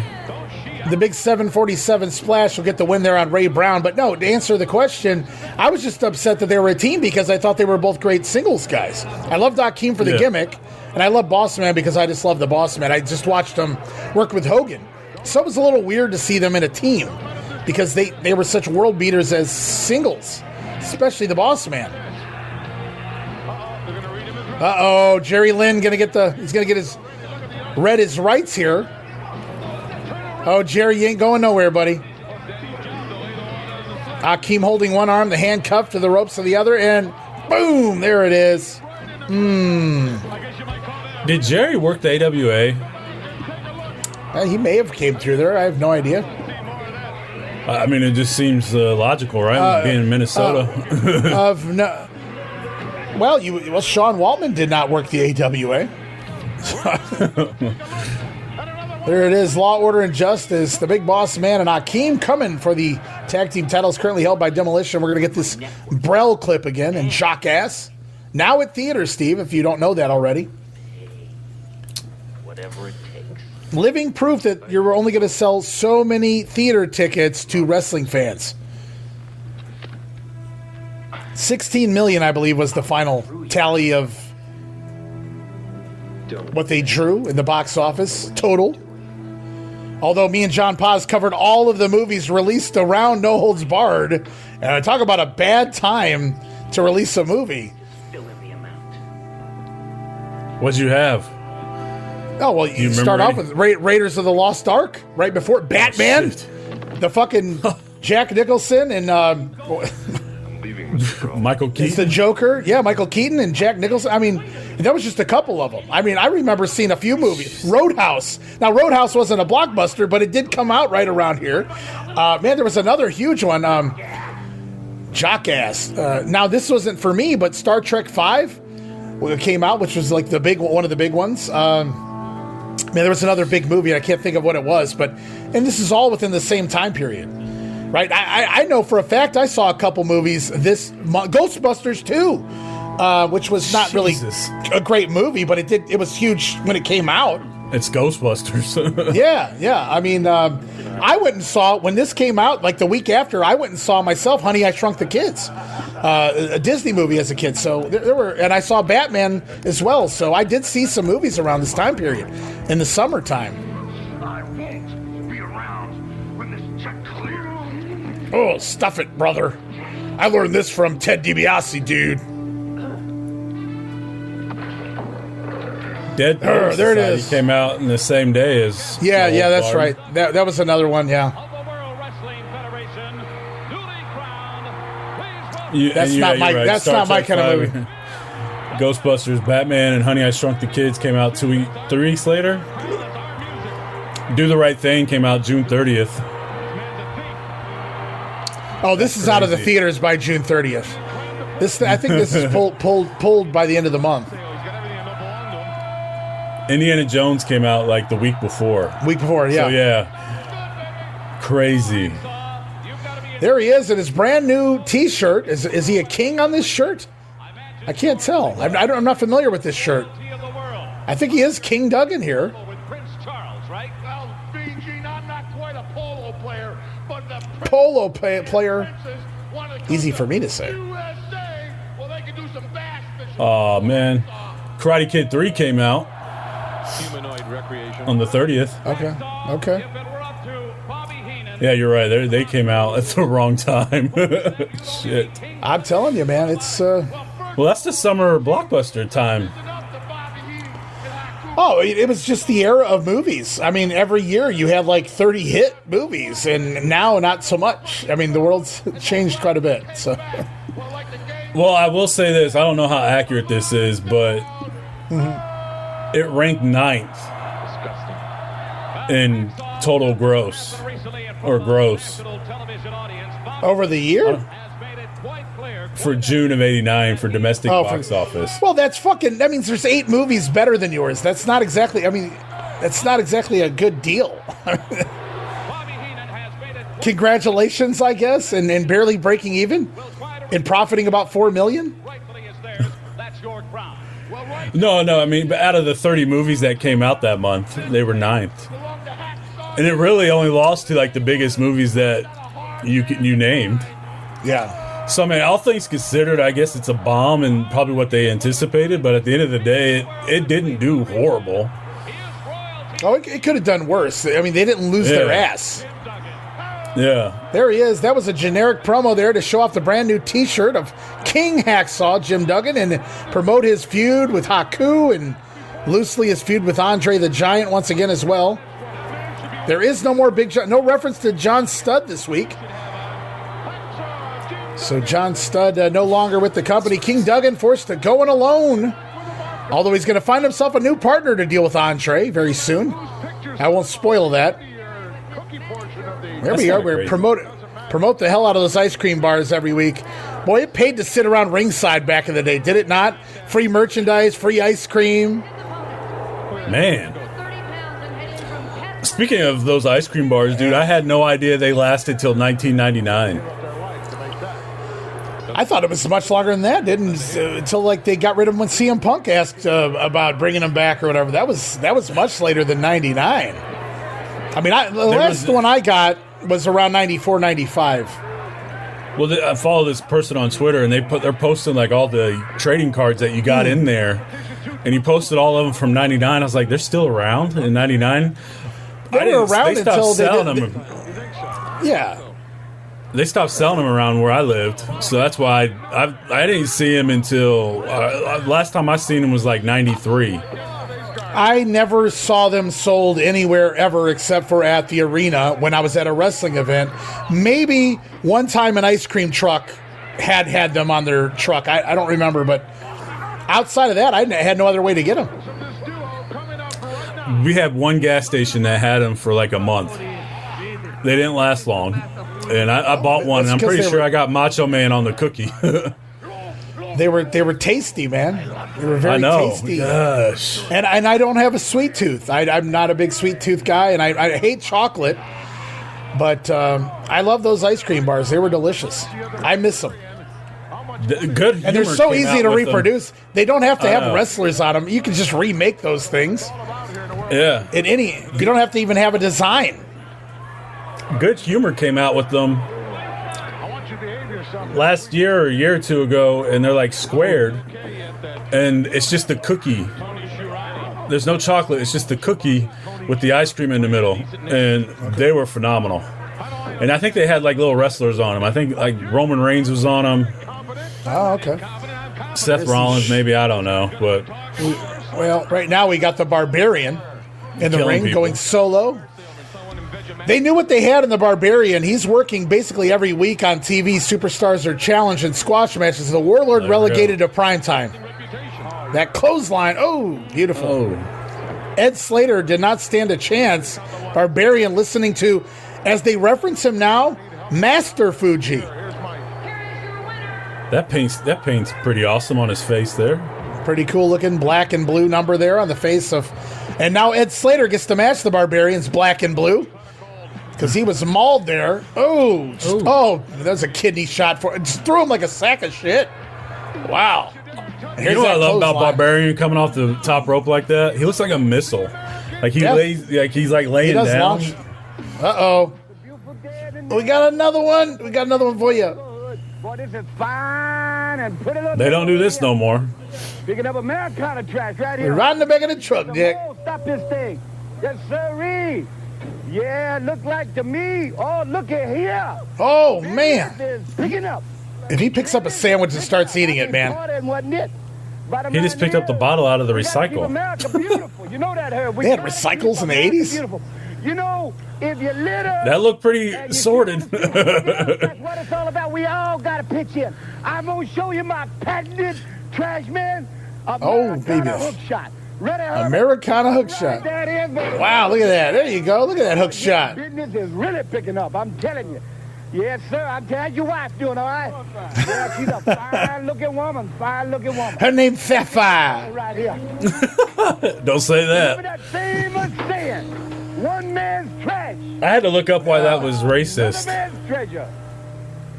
Hey, ain't you? Ain't you? Wow. Not aren't you, it's ain't you. Saw my brand new movie. Wow, stealing a song from You guys made it the greatest box Sesame Street there. Find independent. Here we go, Hogan threatening everyone again. No, as you see, I know Bad News Brown had referenced the race history connotations of the name, the term Sapphire from years gone by. How we take care of business. Yeah. The Hulk Hogan way. That was not something I was familiar with. That's more of an old-timey, I guess. Checking it twice. I think it was like from the 40s and 50s. Seen my movie yet? That's how far back it went. The theater. Yeah. Check it out. Because if you don't go see no. But does the role of the garbage man, and I love that the guy had to say "ain't you" because apparently garbage men are uneducated, right? So they don't pronounce the proper English or something like that. What did the Mexican guy say with the tacos? Have you had that one yet? Oh yeah, we've covered the tacos. What did he say? Did he say "aren't you"?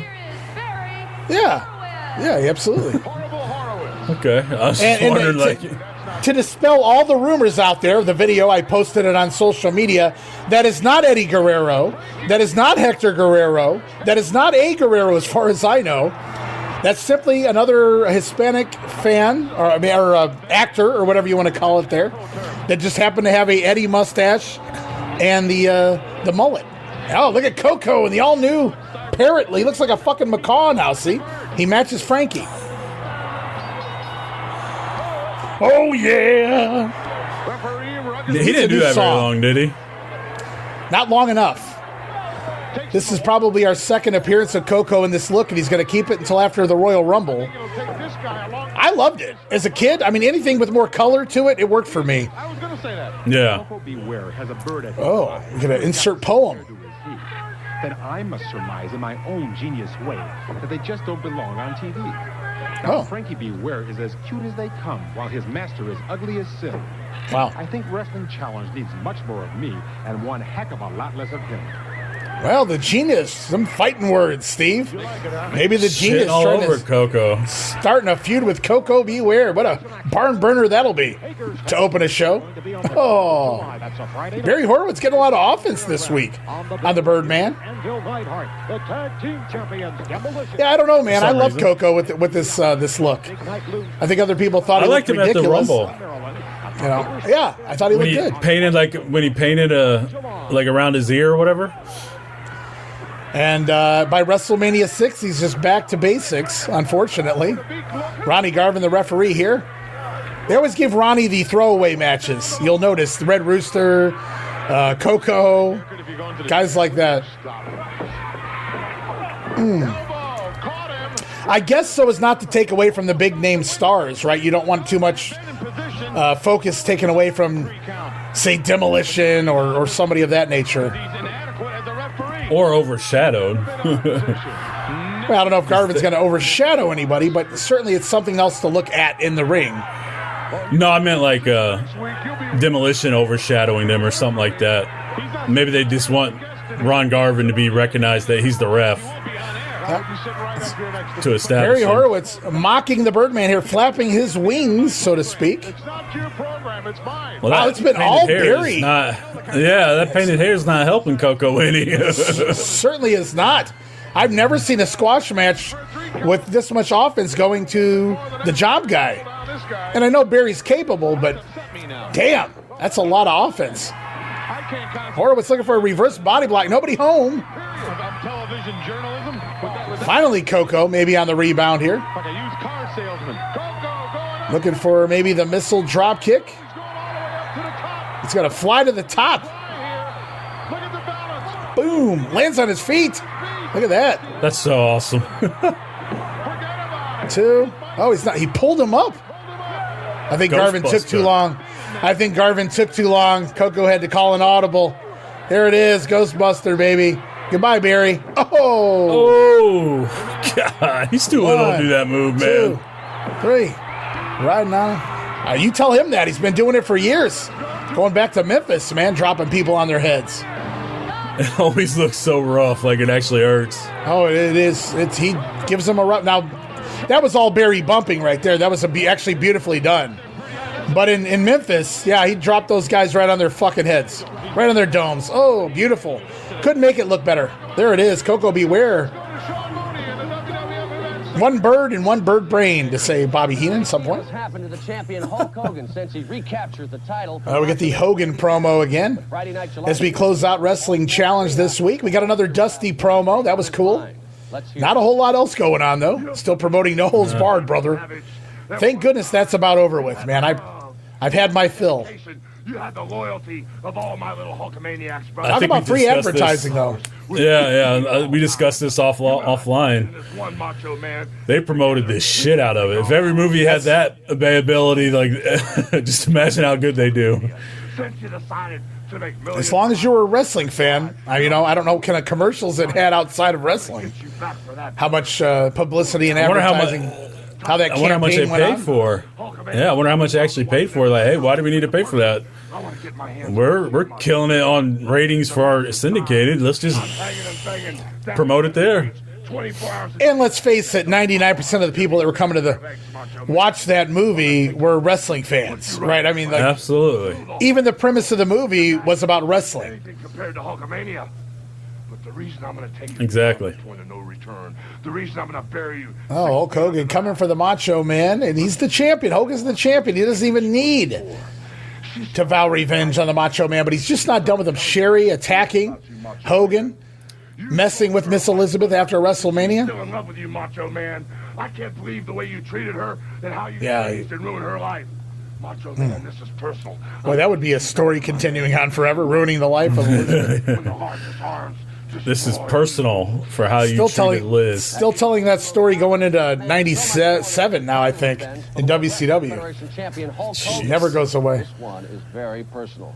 Also, the Blue Blazer. Well, the fans they loved her. Bill Neidhart to square off against the Barbarian. Dino Bravo. Let's see what we got this next week on Wrestling Channel. We got the Bushwhackers, Haku, Brutus Beefcake, yikes. More Coco Beware, 2 in a row? Wow, you don't see that very often. Rick Martel may be the saving grace next week on Challenge, and the Rougeaus will be here, plus a special interview with Zeus. Ooh. What a lineup for Wrestling Challenge. Must be a new taping. I think it is. I believe it is. And let's not forget Tony Schiavone joining the commentary team. Next week, you won't want to miss 1 minute of there it is. action. The Bushwhackers will be joined. Hey, mate. Sensational tag team combination from definitely the B show sometimes with these lineups. No doubt about it. I never saw it that way as a kid.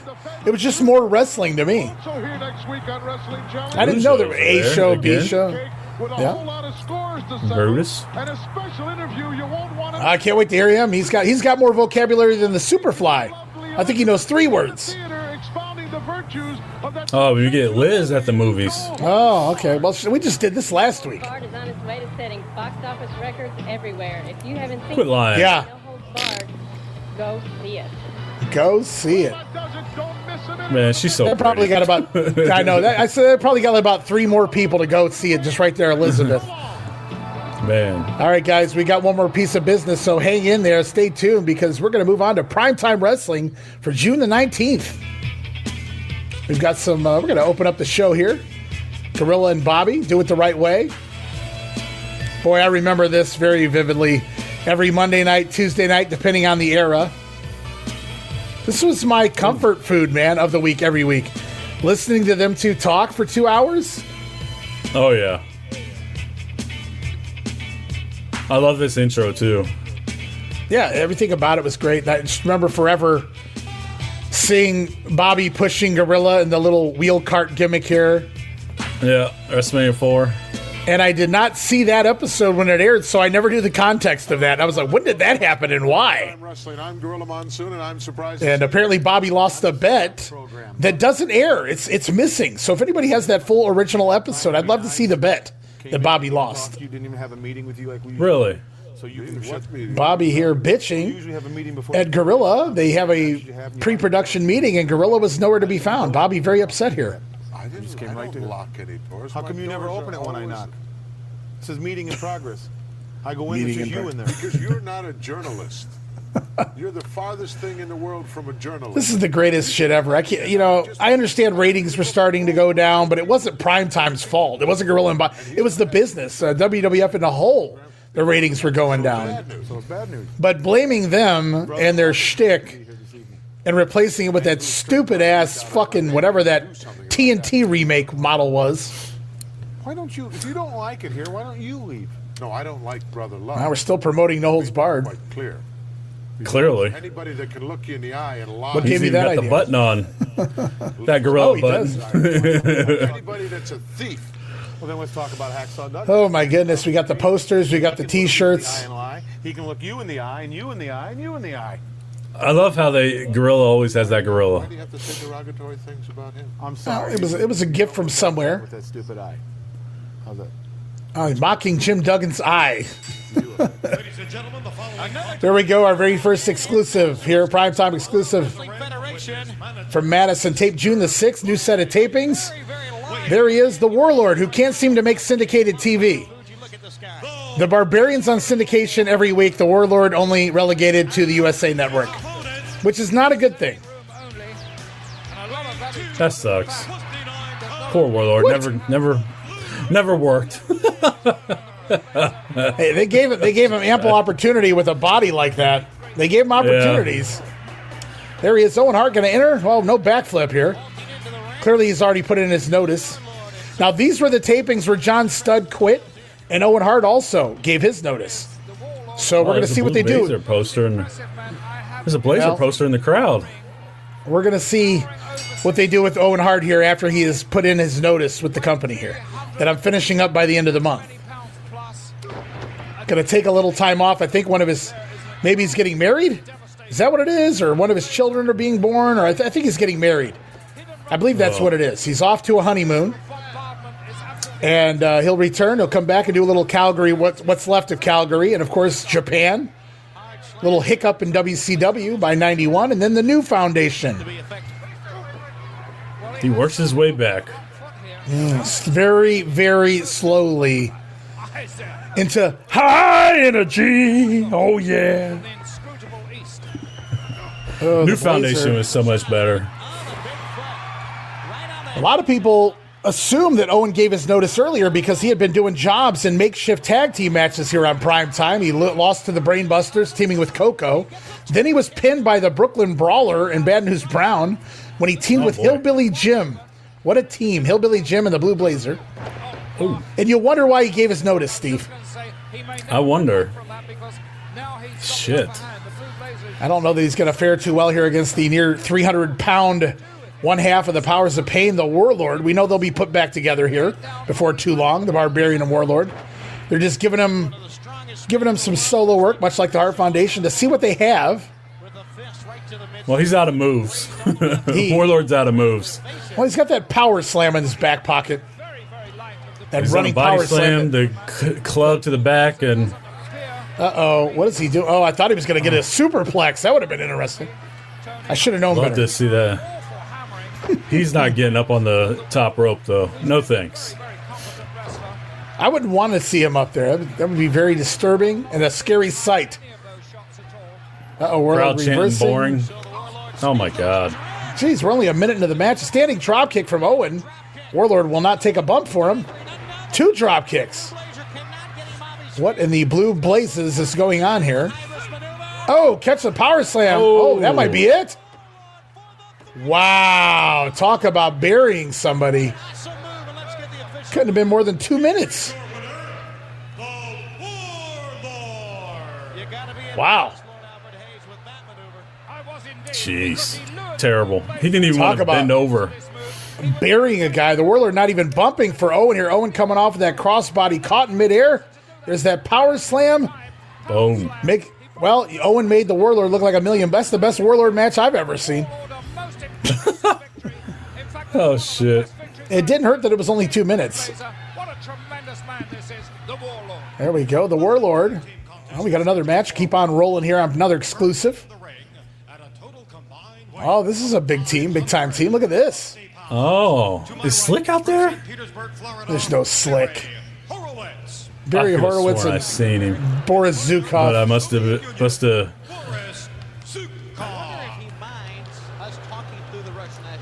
Yeah, you're right. You got it right there, buddy.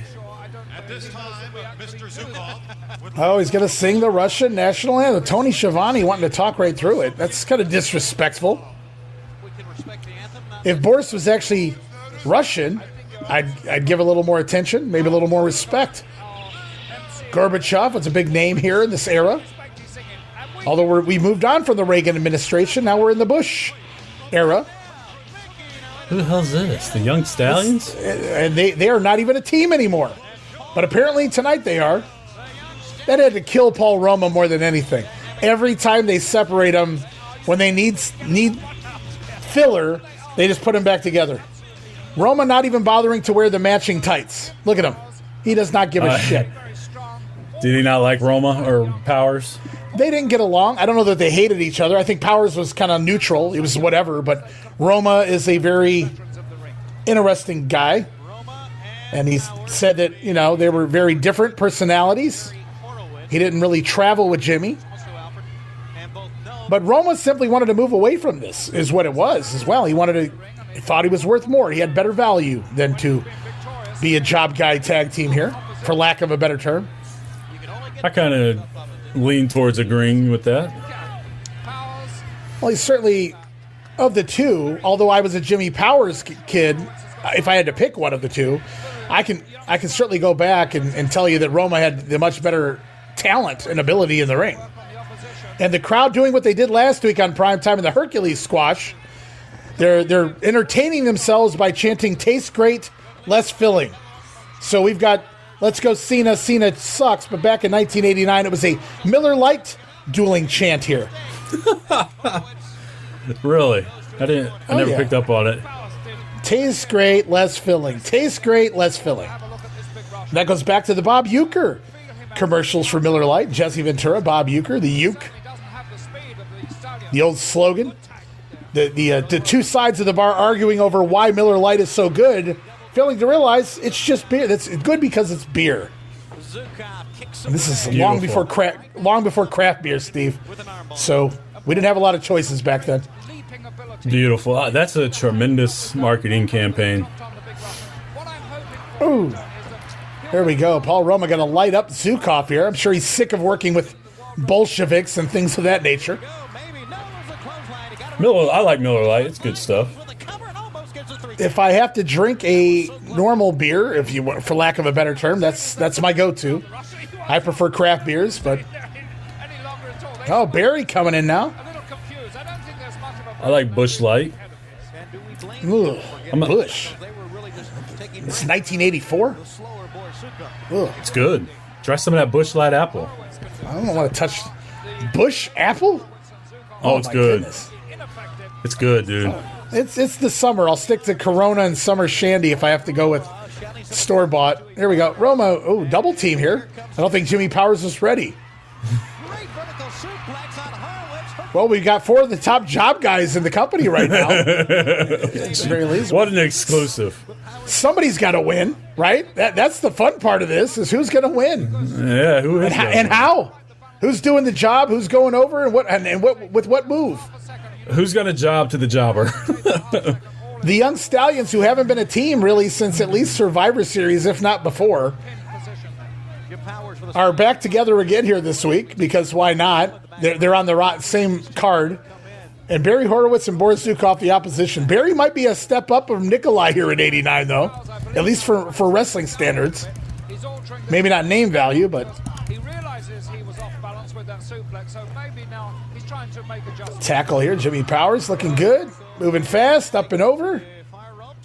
Leapfrog, Barry, turn around. Jimmy waiting for, there you go.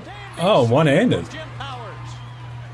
Powers after him once again. Boy, man, watching Powers, when everybody has to go off the gas, man, it looks like somebody literally deflated a balloon, man. Oh, there it is, the swan dive, that glory splash. Paul Roma coming in with the one half of the Power and Glory finisher. The big splash off the top rope, and Boris breaking it up. He's lucky he's Yeah, that he gets way better at that splash. It looks a lot better later on. And the timing of that move, I've seen a couple people try to recreate that, and nobody can seem to find the proper timing to make it look as beautiful as Power and Glory did. They were so awesome, man. Great team. You know, and Roma said it 100 times. Probably the only thing I buy that comes out of his mouth, but they weren't meant to get over. They were put together based on asking for the opportunity, because they were traveling buddies, they were workout buddies, and they said, why not? And if you look back to early 1990, maybe even before WrestleMania 6, they get a couple matches as a babyface tag team on primetime. And eventually that turns into Power and Glory. I think one's before and one's after. So like Hercules losing to Earthquake was pretty much it for his singles run. Yeah, I mean, that was a pretty academic finish, anticlimactic, I should say, finish to the run of Hercules. They weren't really doing anything with him by that point. I liked Hercules. I loved Hercules. I was a huge Hercules fan as a kid. And I really appreciate his work pre-babyface run now. You go back and watch the stuff in the territories or even his early stuff here in the WWF. He could go for a guy that should have been muscle bound, and he could really move around, at least in the early part of his run here. Oh, look, gonna get a little heat here on Jimmy Powers. Paul Roma's like, I'm not taking the heat. Stay tuned, guys. I promise after this matchup, we got a huge feature match this week on the Grenade. It's the Battle of the Boroughs coming up here, New York City Boroughs.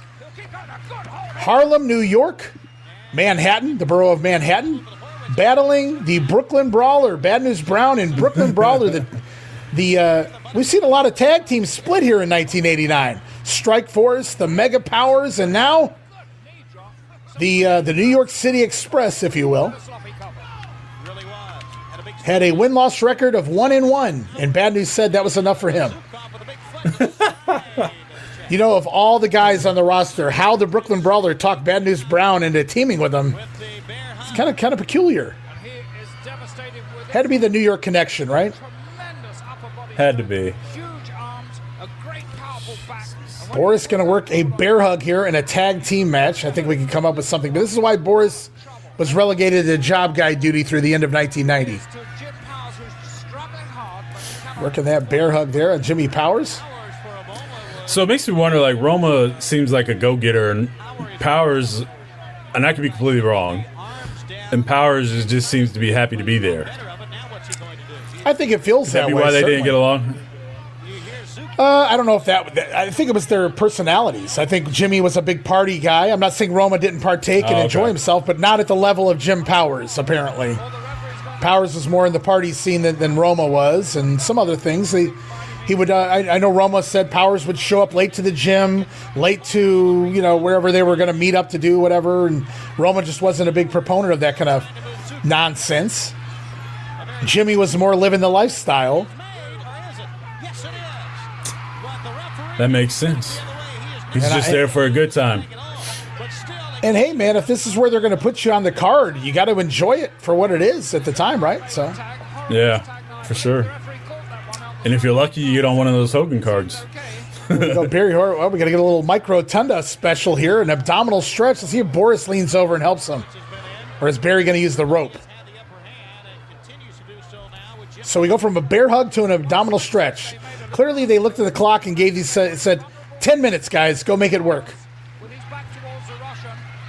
Oh, hip toss. Well, Jimmy Powers able to escape the abdominal stretch, but there's a hot tag. Here we go, Steve. Bonzo Here Gonzo. We go, finally. Paul Roma, House of Fire coming in. What are we going to get here? Wow, Tony shooting on Boris. Boris Zukov comes lumbering in, says Tony. Ooh. Roma trying to fire the crowd up, but there's not a lot to be fired up about at this point. Wise move, making the tag out to Barry, who can at least keep up with Roma. Oh, don't tag back to Powers. Here comes the power slam. Oh. That might be it. The old finisher. That was ugly. That was it. Wow. Roma just wants to get the hell out of here. Crank it up, guys. The Young Stallions with another victory here. I don't know if they'll ever team again after this. I think one of these guys is going to go down to injury here pretty soon. For a little bit. Roma should have went heel and just beat the shit out of Powers after the match. Just went rogue like nobody's watching this anyway, right? Exactly. What did you guys think? Actually, pal, I didn't mind it. There we go. Roma right there. Boom. Keeping Boris from getting in there. The Powers slam on Barry Horowitz. Got to get the win. Young Stallions racking up another victory. Paul Roma wants to be anywhere but here. But he's celebrating there. Oh, he jumps in the air. We've got one match left for you. But first, we're going to get a fun little angle here. We talked about that recent issue between Bobby and Gorilla. It's been going on for weeks here on Primetime. And apparently Wrestling Challenge now. Smells bad compared to who? Have you got a whiff for the Brawler lately? Ooh. Talk about like guys smelling. But he wants to smell like an alley. Wants to smell like an alley. Ooh. There's a thought. You put me down, don't you? Aww. Me? Yes, you. Make fun of you. You. Gorilla humiliate monster. you. That's right. Insult you. That's right. Mm. I don't have to take it. Why don't you just leave? Wow. Why don't you get up? Threw it out there. Stuff here. Pack your shit and go. I can give you a very Uh-oh. small bag that I have in my locker, and you can get all the Small bag. Take it What, the back. locker that's right off screen? Put your favorite on it. Oh, no, they ripped that one up. Ultimate Warrior. Oh, Bobby took his shit and left, Steve. Wow. Gentlemen, a real pleasure Oh, I to meet don't you. know what that's Needs about. No introduction, a man whose name is Bobby Heenan just straight up took his shit and left Primetime. Don't say it ain't so, Bob. Longtime friend, Mean Gene Okerlund. Oh, no. Once again, I would have took anybody. Where's Lord Alfred? Where's Tony? Where's anybody but this guy? Having every week Sean Mooney, Ian Mooney. to work hours in the studio with this guy, it's got to be What a pleasure to be here with a real pro and someone who can give us some insight, someone who was Call the hotline. the major motion picture. Call the fucking hotline, indeed. Mean Gene Okerlund on Prime. This just doesn't feel right. Get him off the set. This is very off-putting. Stuff that took place between our own Hulkster and this Zeus. There is no denying Mean that Gene there was some Okerlund. rabble-rousing that took Rabble-rousing. place in the filming of No Holds Barred. There was rabble-rousing going on during the filming of No Holds Barred, Steve. The man that really What the hell does that mean? originated Rabble-rousing? I'm not sure. between Yes. right? Clearly, there's bad blood between Zeus and Hulk Hogan. We've heard the story that Zeus was promised to be the starring role that Zeus was supposed to go over at the end of the movie. But Hulk Hogan came in and said, that doesn't work for me, brother. And Hulk Hogan changed the script. I feel like we tell that story right now in the Monday Warfare every fucking week. But apparently it was happening all the way back here in the 1980s in No Holds Barred. Poor Zeus. He is. I don't think he is. Poor Zeus. Totally packaged. Packaged. Sort of like the brain. It's a little off the wall. Yeah, he and Bobby Heenan would. Oh, they'd Great be pair, great right? together. Oh, Bobby Heenan was Zeus. They've already teased That'd be Slick with interesting. Zeus.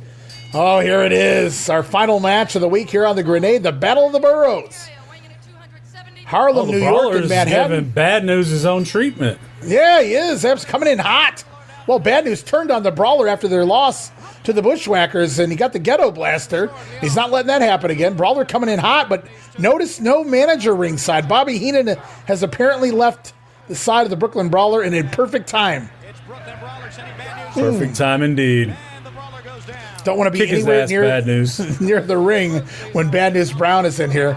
I thought we might have got the Ghetto Blaster right there. Now there's 5 boroughs in New York City. There's Staten Island, Brooklyn, of course, the Bronx, Manhattan, and Queens. And we've got 2 of them being represented right here. Harlem and Manhattan.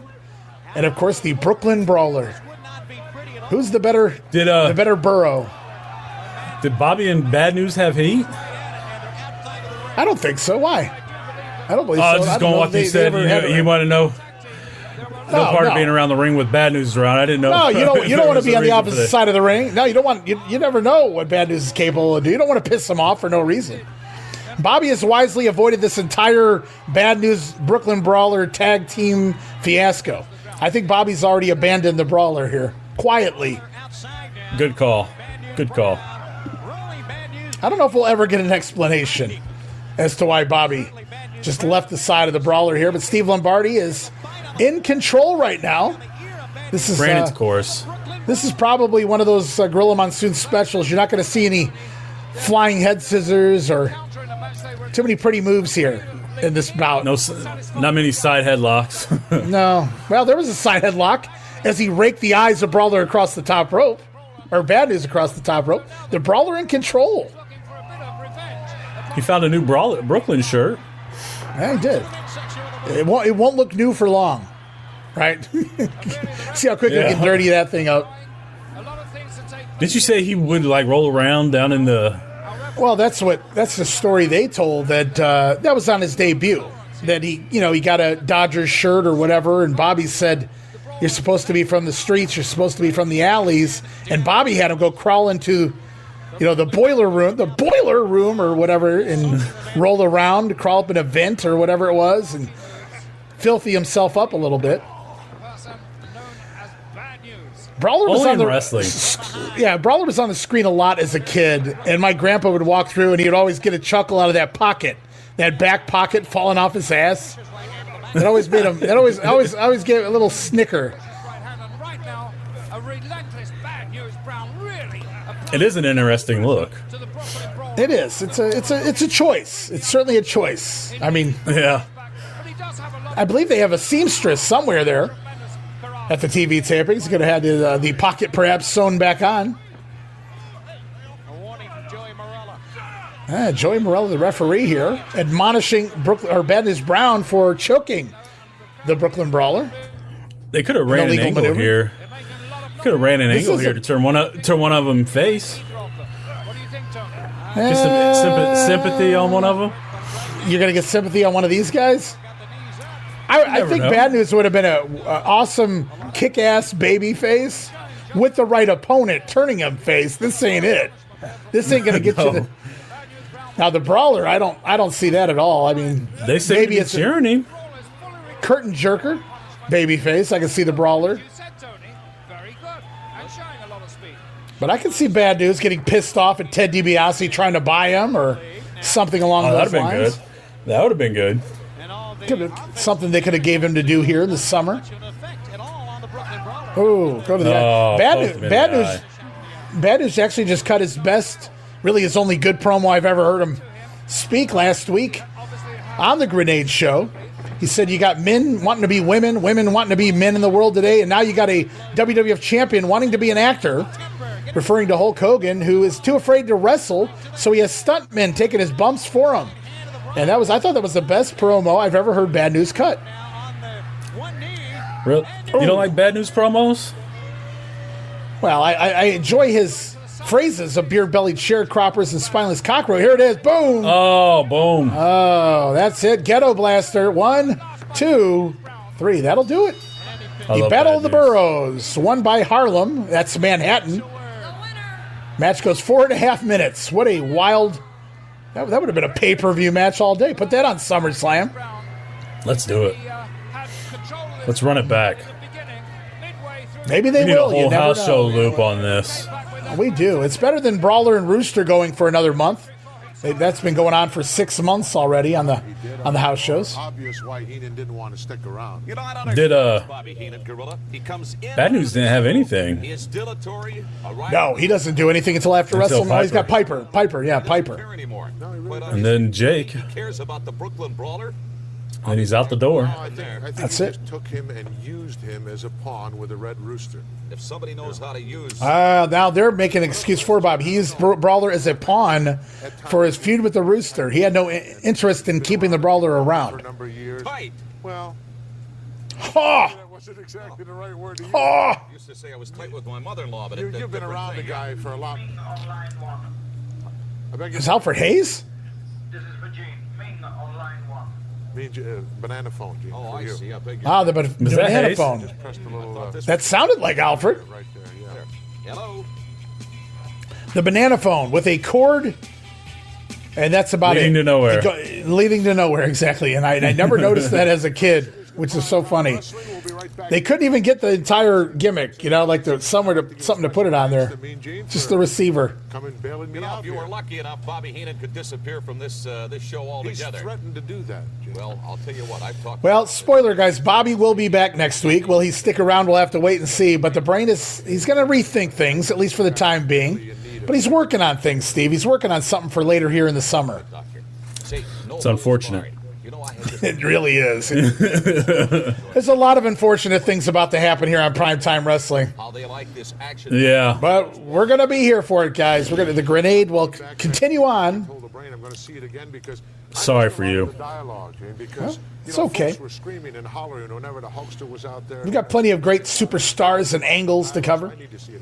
A little less focus on prime time. Yeah, it's a great year, but Piper on TV every week is rough. Well, we close out Primetime Wrestling this week. Mean Gene Okerlund stepping in for Bobby Heenan there to close out the program. The Brain will be back as we say goodbye this week on The Grenade. I want to thank everybody again for being here.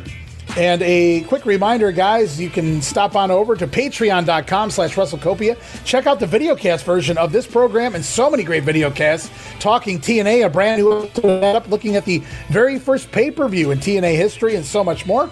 Plus, we've got new regional wrestling unreels with Jamie Ward. And, man, we got the Coliseum cast recently covered.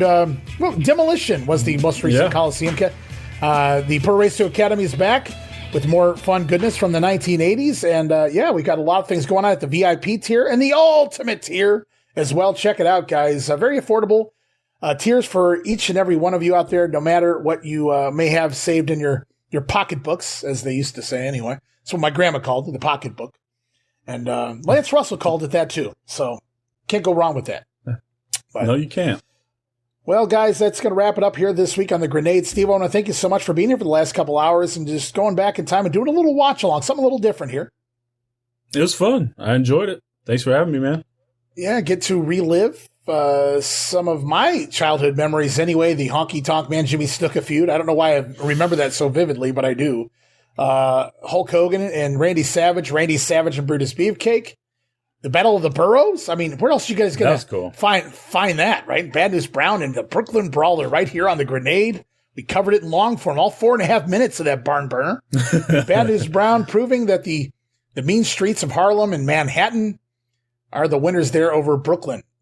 And I'm sure there's some people out there in Brooklyn not so happy right now that happened way back when, 37 years ago.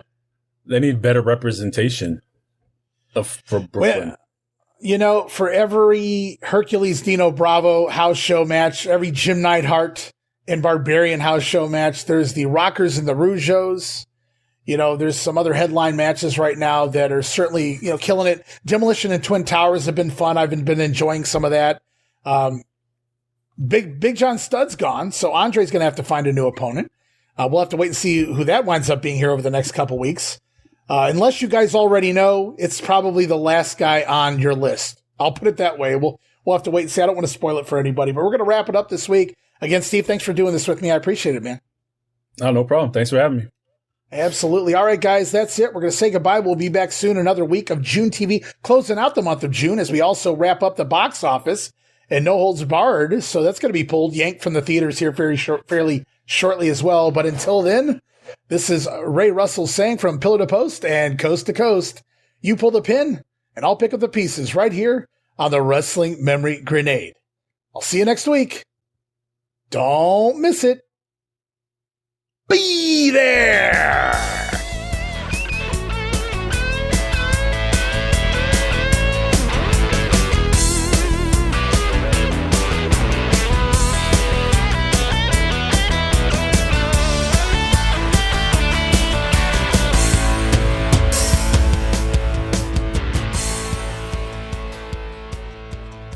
Your gas tank is full. Your dipstick is in. Your windows washed. Y'all come back and see me again.